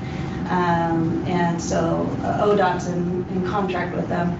I do need to contact Arla and get more specifics on where we're at with that. But I think that will be a huge thing. EcoLane mobile app would be a cost, so might be something we might think about in the future. But that is strictly rider login, schedule, real-time driver location, and pickup time. And then the other thing that we had already implemented before this incident had happened was the asking riders if they want to be part of the automated confirmation call and text. The text, those things can be improved. It only notifies the rider 5 minutes before the driver gets there, so that they've been waiting 25 minutes. It's at the end of their window. They're not sure, but they do have a 30-minute window that a rider has been given, and so if they're running late, we're running late. They won't get that text until it's 5 minutes before the driver shows. And the confirmation call would have happened the previous day. But those are settings that we can manipulate and make it work for our agency. We also share the system with Northwest Rides, so there's some. They own it. We're subcontractors, so there's some changes that could happen in the future in that aspect, and also do some improvements. But the biggest help will be hiring more drivers, which Sam has been working intensely on, and we're going to see immediate changes in that aspect. Going from 2 drivers to possibly up to 5 will help that aspect that we found ourselves in, and being as late as we were for Mr. Stolberg. So we had 2 drivers that day instead of our usual complement of 3. Yes. And that was a call out.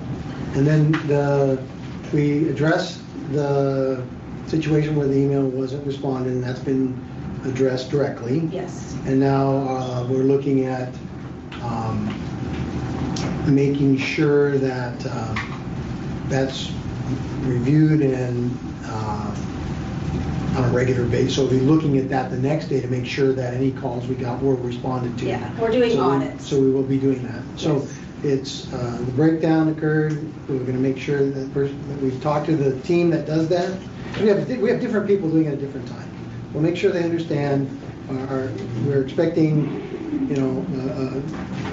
a prompt response, and we will be monitoring that to ensure that that's happening.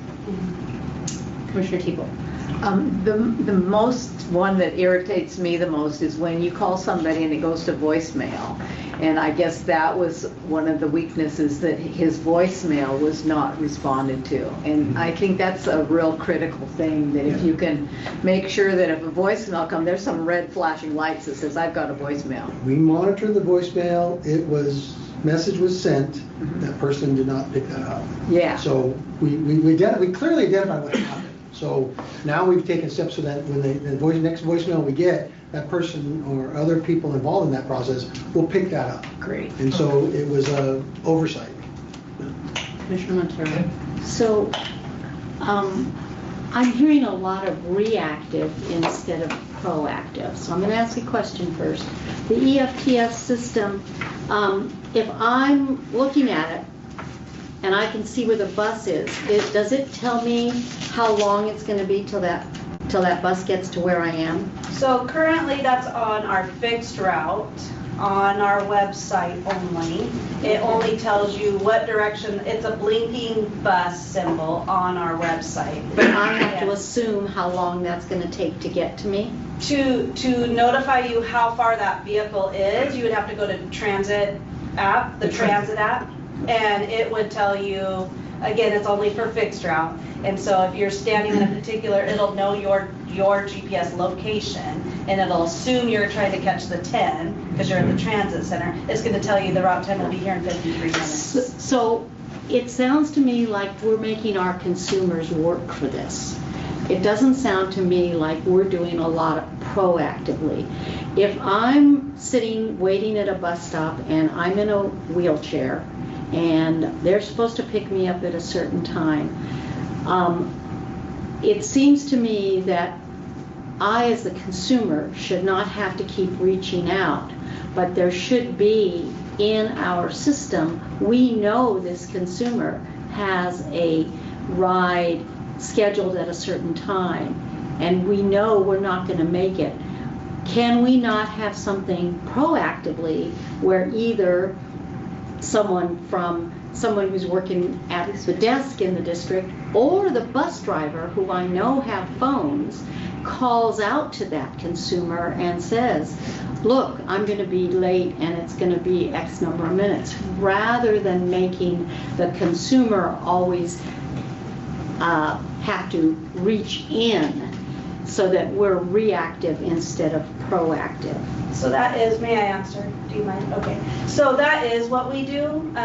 When the dispatchers are working, they're watching that schedule. They're watching today, they're working on tomorrow. And so when they see the drivers are required to call dispatch and say, I'm running late, they know where their schedule is at. Riders are running late because their doctor's appointment went over, which creates a snowstorm. A snowball effect, and so they're moving rides around because they want to try and get their driver back on time. But sometimes we can't get ourselves out of that, so they do their best then to reschedule, call the rider ahead, like the next rider down the road. They are calling them as they did for Matt, and because I'll say the original ride was requested previous to the day it happened. It was, they looked at the schedule for that day, noticing that we would not be able to pick him up on the original request. We have within an hour ADA requirements. So they request at 4 o'clock. We have anywhere between 3 and 5 to schedule that ride. So they moved that ride out to 5, is my understanding. And then the day of, at 5 p.m., I believe it was, they called realizing the driver was still in Astoria. They were not going to be able to pick him up until they got to that other end of the county, and said, we're going to have to change your pickup time to 5:30 to 6. So all of that makes sense. But when they saw they were running late between 5:30 and 6 and they weren't going to hit 6, why wasn't that very same system in place for him to be called and told, we're not going to make it by 6? And that's where we failed. That after hours monitor did not.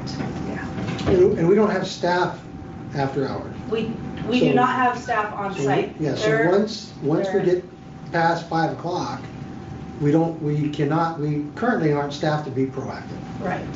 We are only staffed to be reactive at that point. During the normal business hours, we're very proactive. This team in here, they call people, they talk to people, they're constantly trying to manage that process, and I think they do a really good job with it. Our exposure is after hours between 5 and 8 o'clock. We don't staff for that because there's so few rides, and in most instances they've coordinated that and they have understanding.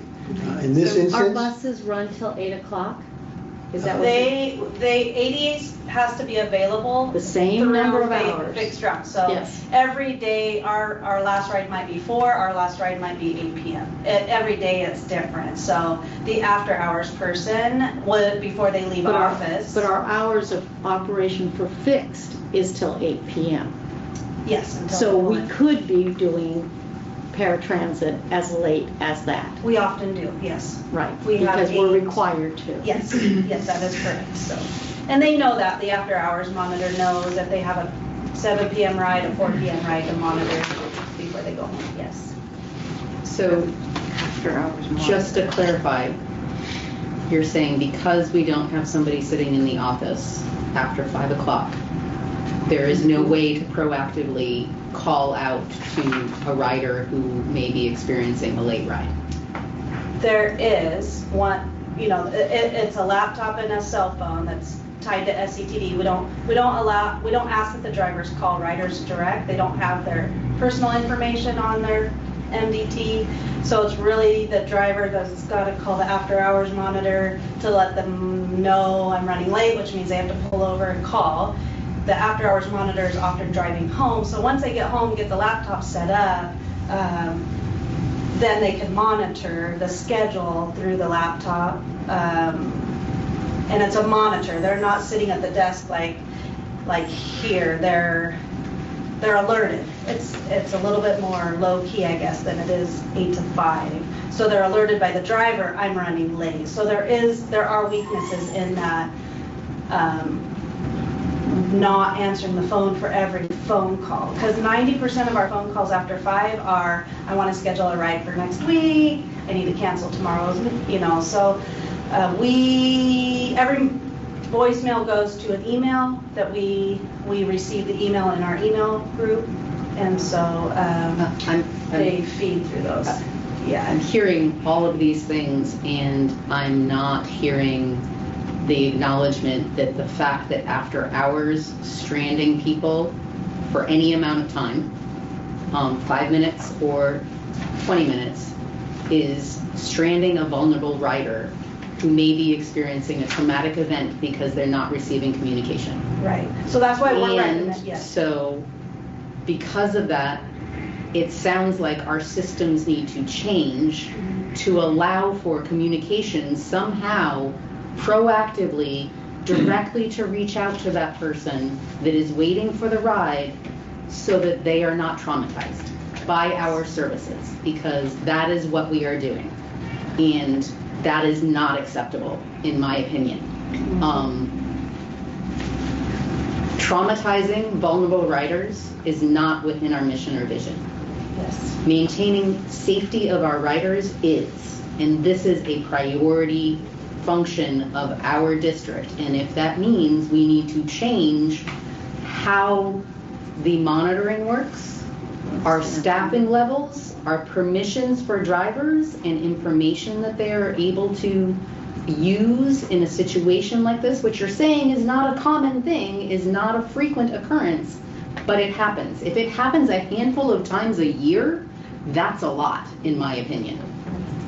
So I think that it is important that the district adopt some new means of communicating with our riders that are scheduling specific rides after 5 o'clock in the afternoon.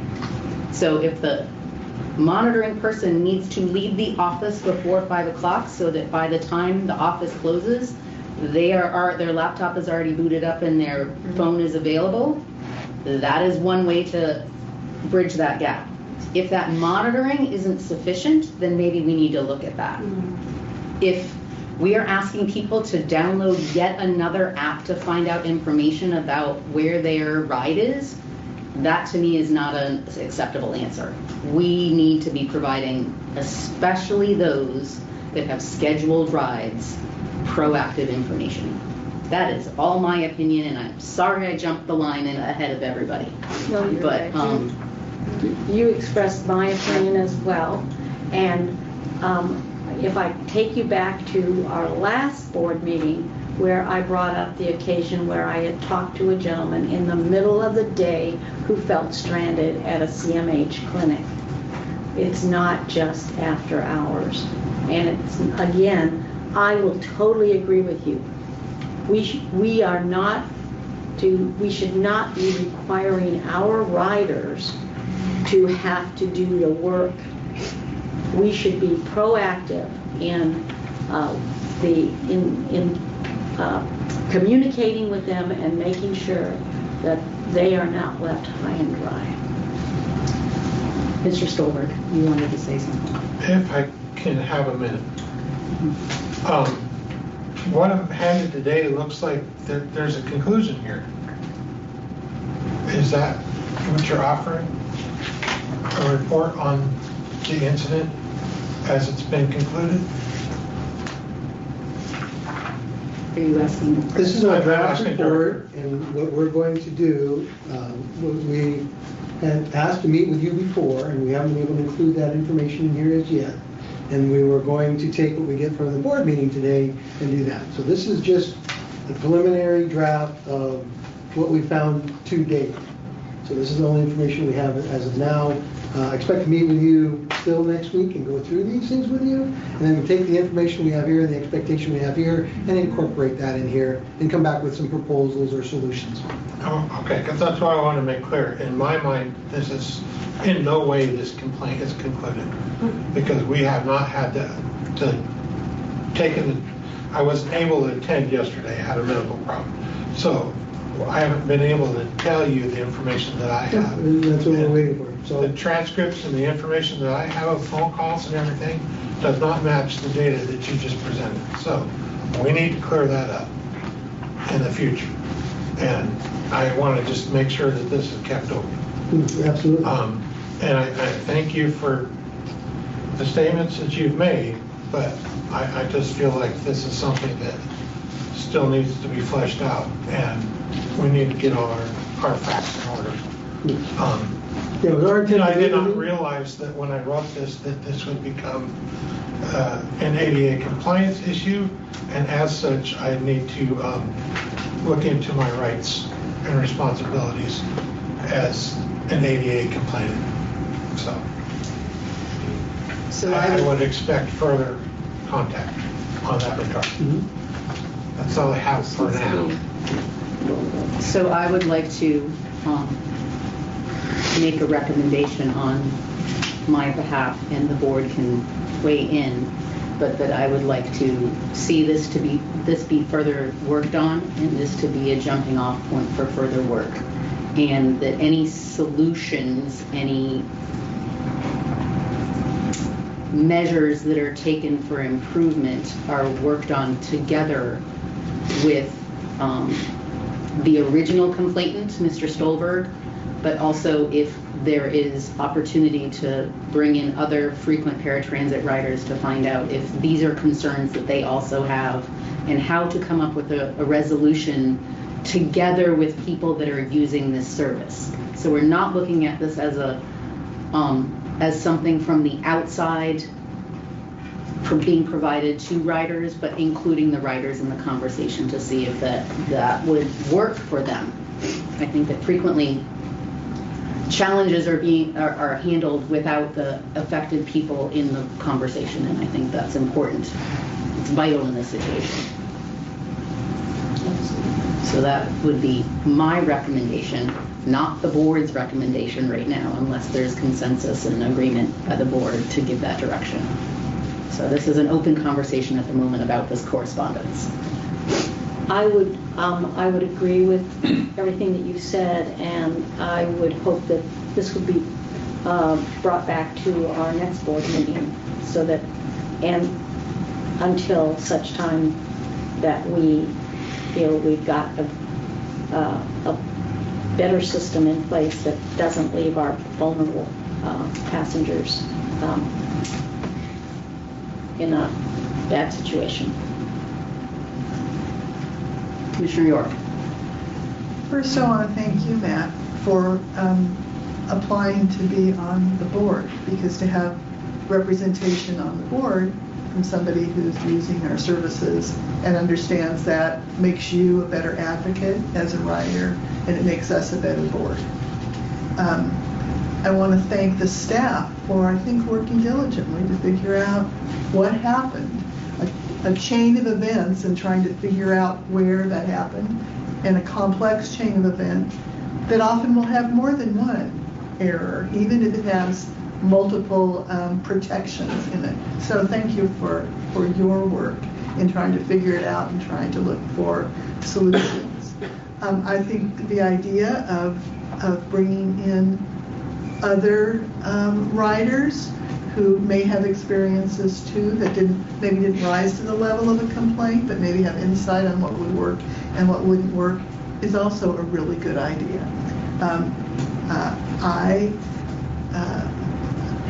I appreciate your comment, Jennifer, that this is a learning opportunity, and these kinds of things always ought to be. How do we solve the immediate problem that's going on at one time, and how do we look systemically at improving things? So I feel like what needs to happen is happening. It isn't finished, but folks are working together to try and provide better service, which is what we ought to be doing. So thanks to everybody. Commissioner Legria. I agree with Commissioner Montero and Commissioner York. I would like to add that there may be financial situations that would help to amend this area, and that if we can't do it in the budget that is presented now, that to think in the future of a supplementary budget that would address this issue if you need money and it's there. Thank you. Mr. Stolberg, did you have any other comments as part of the public, or would you like to rejoin us as a board member? This deserves further review, so at this time I'll just go back to my seat. Okay, thank you. Thank you. I appreciate you being willing to share this as a writer. Okay. Does staff feel okay about direction from the board regarding this matter? Yes, absolutely. We will. I had planned to meet with Matthew again, so we'll do that. We have. We're going to. I'll talk to our TSS staff and see if there's any incidents that look like they mirror this, or just anyone that's having problems with our communication, and put out an open kind of call for that kind of an inquiry. It's going to take a little while to get all the information and look at incidents and try to collect some data on how frequently or what type of incidents we're getting, because what this will do now is it will probably expand into other areas and other incidents, because I think if we focus on just this one thing, we're going to miss other things. But if we try to capture everything, it's going to be a little bit more extensive than coming back in a month with a bunch of solutions. I think we can do some things immediately, and we've taken those steps. We're going to continue to look at that as we move through. So as it's an iterative process. As we're going through this and we're looking at things, we'll make changes as we go. I don't think we're going to have a final solution. I think we're going to have a number of things we're going to improve, and then we'll bring back to you if we if we can propose a phone answering service, a GTFX type of system, whatever it is, we'll bring that to the table for you guys to look at and examine. And Matt, if you would be so kind as to work with us, and maybe we get a few other folks to help us review these things so that we can get the direct customer feedback that would really help us. I would appreciate that. And then we can it is something we have to work on all the time. We're going to have challenging situations. We're going to have, I think as we look into this, we're going to find more things. And as we find more things, we're going to need to review more processes, find more things to work on. So I think it's not one thing. I think it's going to be a series of things. But this is good that it's been brought to light, and that we'll be able to use this as a way to get started down that path. Okay. So correspondence item number 2. We received this, we just received this, which is why it was not part of the packet originally. But we didn't want to leave it waiting for a month before the board found out about it and heard about it. So this email is in front of you, and it is regarding the budget committee meeting.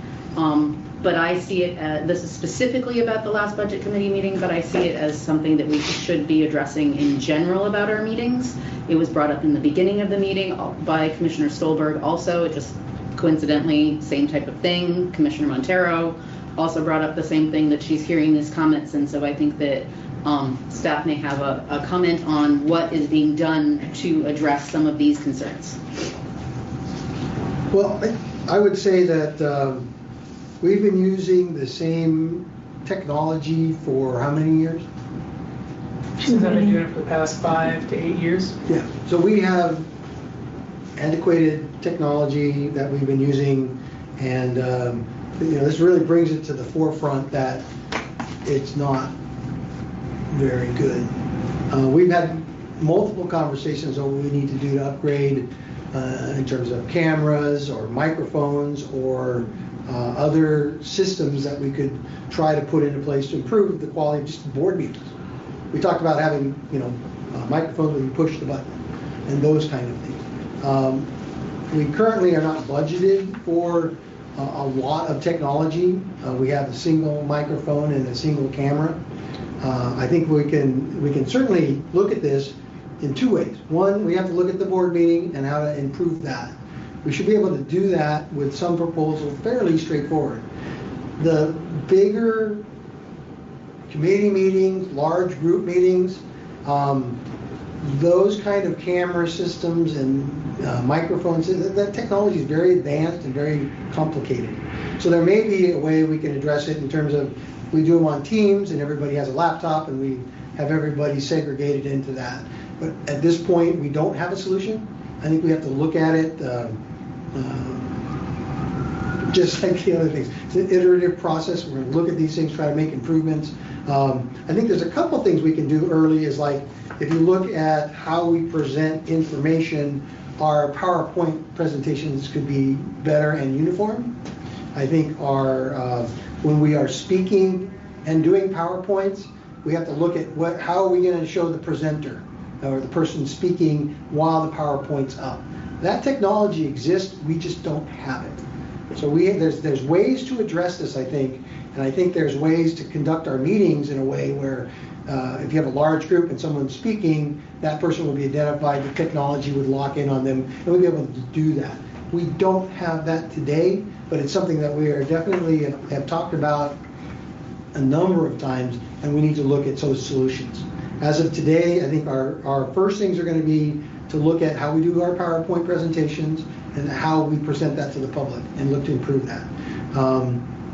Microphone, speaker identification. I think in our current system it says Jason Jones for everybody. Is that how that shows up now? It's currently impossible to change that because it's just a single account. Yes, Yeah. The only way to get to where everyone can be identified as themselves is to have independent stations. So we're have to look into that and get a proposal to show the cost. I think it's between our physical boardroom location and our technology. It's going to be challenging on how we do that, but we can certainly look at addressing that. But for today, I would come back and say our PowerPoints need to be better. Identifying speakers is going to be a challenge, so I think that we need to go to the drawing board and look at how we do that. And it may be everyone has a laptop in front of them with their camera on and do Teams. I don't know how functional that is. It's pretty awkward. But as of right now, we don't have that technology in hand, and we need to look at it, and we'll hopefully be able to bring back some proposals. Okay, I'm going to say one way that we can improve things is that as a rule, if you're going to present something during a meeting, it is included in the packet. That way, anybody that's interested will already have an opportunity to pull it off the website for use in front of them. That is one improvement, and that doesn't mean we're going to be successful every time, but as a rule, if you're going to be presenting during the meeting, whatever it is that you're going to be presenting should be included in the packet ahead of time. There is very low-cost technology that is available, that you can live stream these meetings to YouTube, Facebook, the other means, so that there's not a step in between where there's processing that happens and then it goes up. It's directly up onto those channels. I think that we should look into those. That makes our meetings more accessible. It means that whatever is shown on the screen is also more accessible and it's not in a frame. That should be looked into. And we need to make sure that our live captions are always turned on in the settings for those channels. Something that we as board members can improve is practicing saying who it is that's speaking before we start speaking. That will help. I am just as bad as everybody else at remembering that, but that is a very good thing to start to try and practice. So far, this board is mostly very good about not talking over each other, which is also another hurdle when you get into larger meeting groups, is that people talk over each other, and then it's hard to identify on the very small screen who is actually speaking. I believe there may be settings within Teams, and this may only be true for Zoom, but I believe Teams also has settings that you can set when there's a presenter to set it up so that there's different views of the presenter that the public can see, so that the presenter and the presentation have more screen space, so that would mean that the speaker would then be larger on the screen and you would be able to see who is speaking about the items that are being presented. So there are low cost to no cost options that we should be looking at to implement to make our meetings more accessible, which is the whole idea with having them on video, is that our meetings are accessible. Budget meetings are a little bit more difficult because of the type of material that's being presented. That doesn't mean that that material, if it's presented in a packet ahead of time, that means that it's accessible to more people. That's my 2 cents worth, and I did it again and went before everybody else. Commissioner York. Lynn Benton Lincoln, ESD, has really sophisticated IT. They do trainings for service districts throughout the state, and also I believe will review settings and can give advice for what's needed. So having somebody come in and give a comprehensive view of what's needed and how to stage that, rather than trying to figure out every step and sort of piece it together, may be very inexpensive and worthwhile. So I served on the board there at one time. They have just very sophisticated, that is part of their role, is to provide regional services and sometimes statewide. Commissioner Montero. I also endorse what you said about live streaming onto YouTube. That's what the Seaside City Council does, and it is available then. It is available immediately when the meeting is done for anybody to go back and review it. Also, I've been in very large board meetings in very large rooms, and there's not an expensive piece of equipment called OWL that sits in the middle, and as anybody speaks, it turns towards the speaker, and so that you get the view of the speaker and you get their voice, etc. Not something that's very expensive, but I've seen it used very effectively in several settings that I work in. Commissioner Stolberg. I wanted to reiterate something about the comment I made this morning. This particular meeting, there were slides and everything. I couldn't read any of it, and I had the printout with me, and I couldn't tell what page was on the screen, what page I was looking at. This one meeting that went completely sideways. Okay, and I just wanted to. I don't know what happened, but most of the meetings generally I can make out what's being said and see people and everything. Okay, I don't think we have a format problem. I think we just have an uploading problem. if we live streamed it, it would be nice, because then it would be something that, there's meetings that I couldn't attend and I couldn't get because of my own technology, couldn't get on Teams. And it would be nice to be able to just watch it live when I'm not in attendance, even though I can't participate that way.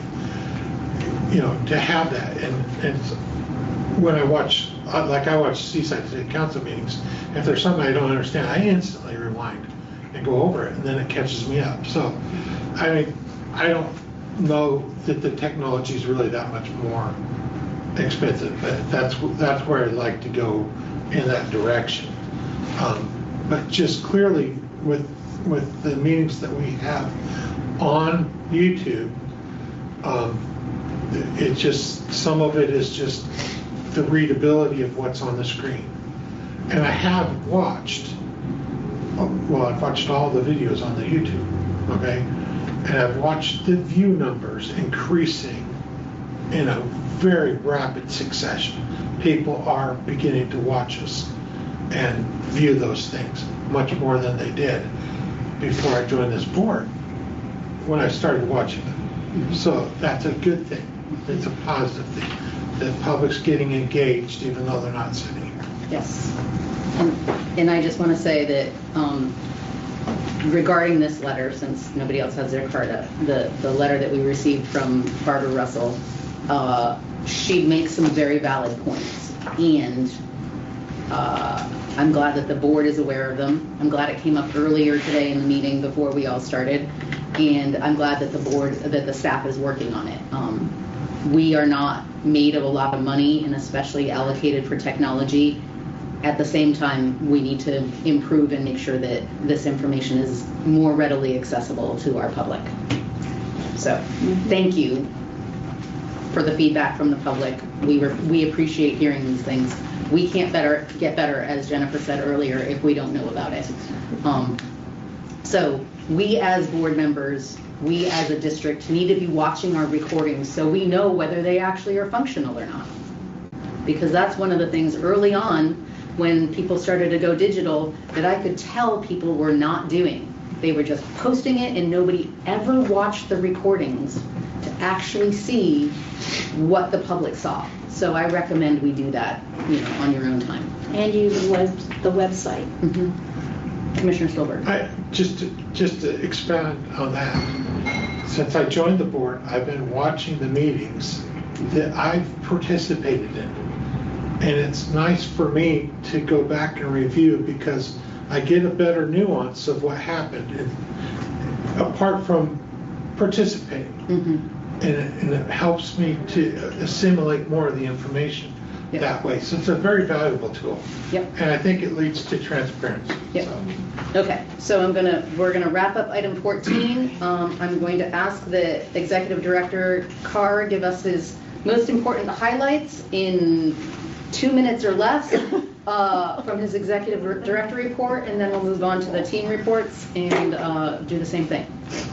Because we are over an hour over time. Are you setting the time for the next evaluation? Okay.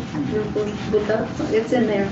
Well, you can see here I've got a report, and we're doing extensive, I would call it connecting with community, being out there, meeting with different groups and people, cities, counties.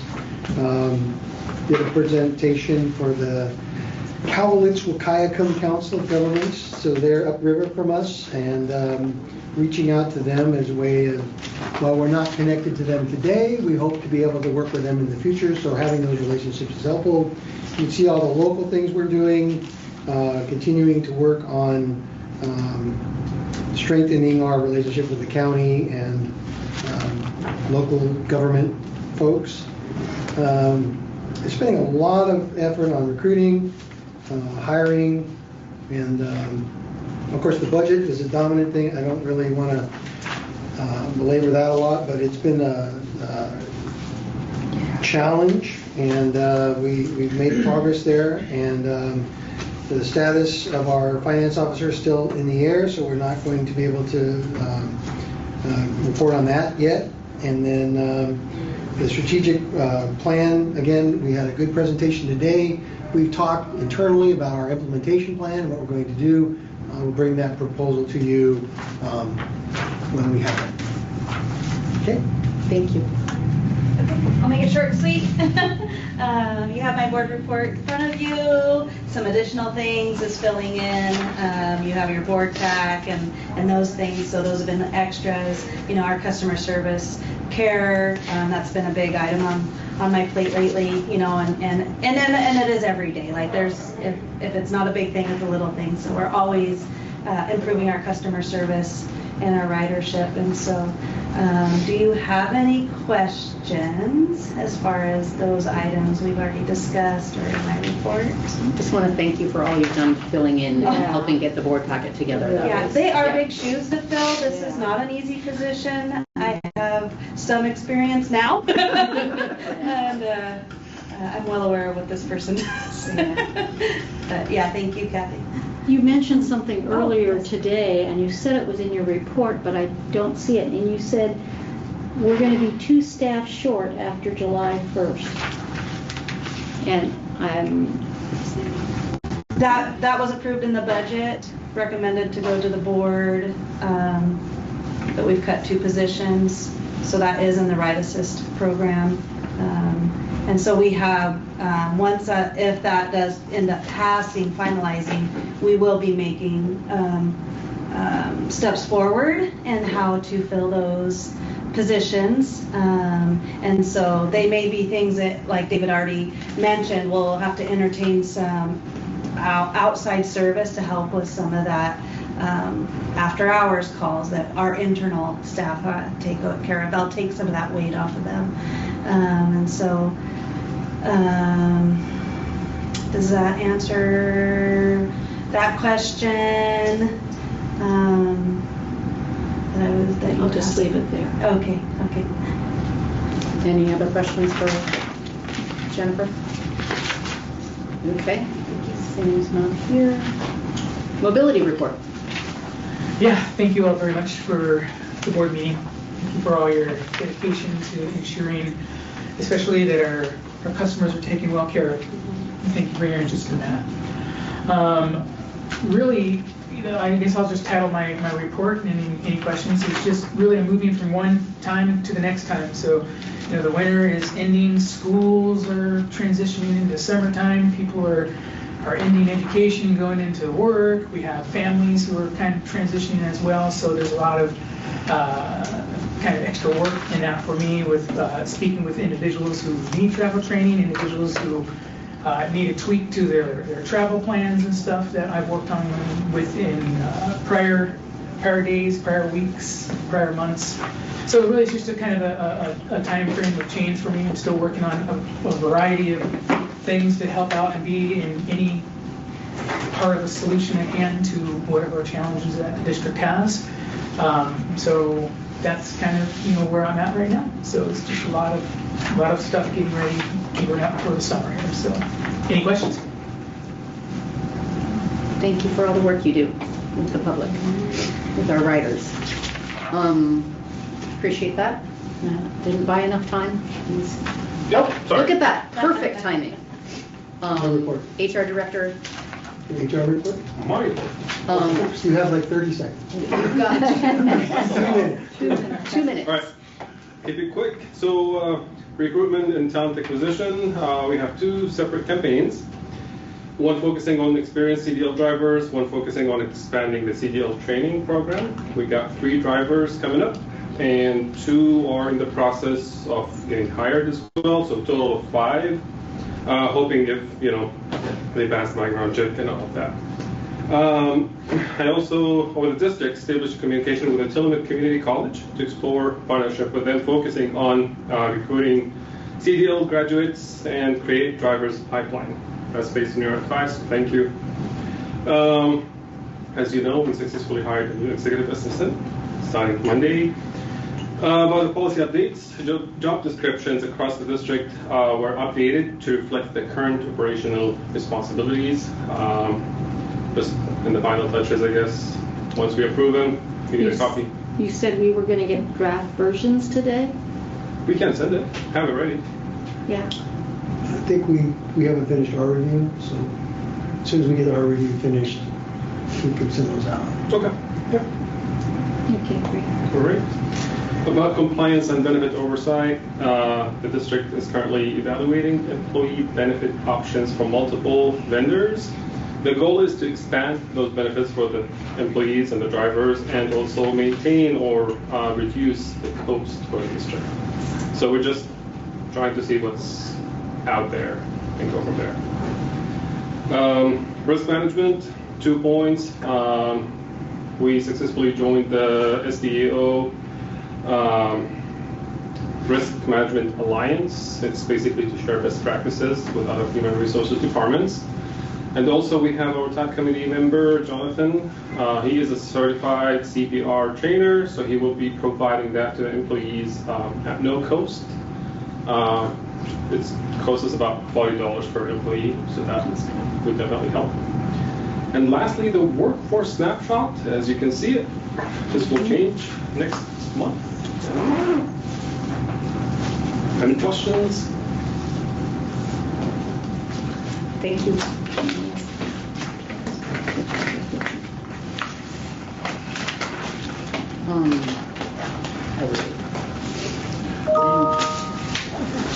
Chair Cleese.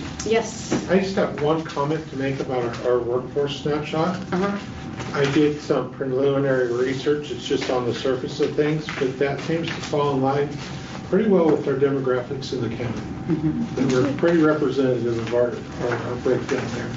So I think that's a very good thing. I agree, and I was glad to see that in here. And good comment.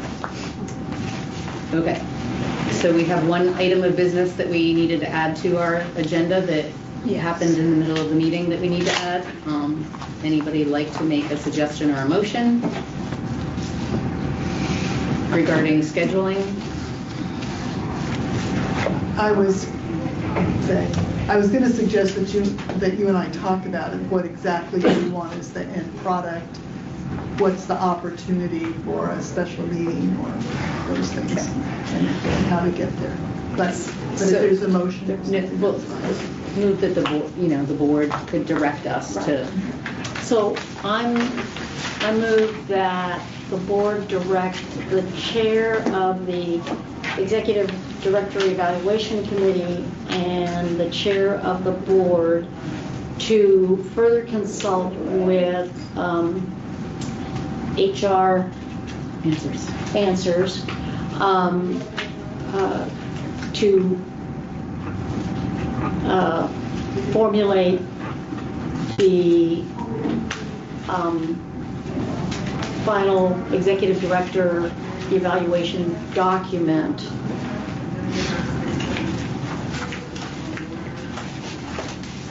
to bring back to and schedule a meeting for the evaluation. I'll second that. Motion has been made by Commissioner Montero and seconded by Commissioner People to direct the chair of the Executive Director Evaluation Committee and the chair of the board to consult with HR Answers and to develop a evaluation document and schedule a meeting. Any further discussion? Did I miss anything? All those in favor signify by discussion. Sorry. Would it be possible to, what do you call it, dot for a calendar when people are available? Could Yeah, that'll be part of the process. Yeah. Doodle, not the DO. Yeah. Any further discussion? All those in favor signify by saying aye. Aye. Any opposed? Chair votes aye. Motion passes unanimously. Thank you. I have to buy tickets at these things. And I would entertain a motion to adjourn. Okay, you're just looking for some time? I move to adjourn. Second. Motion was made by Commissioner Montero and seconded by Commissioner Stolberg. All those in favor? Aye. Any opposed? We are adjourned. I have a question.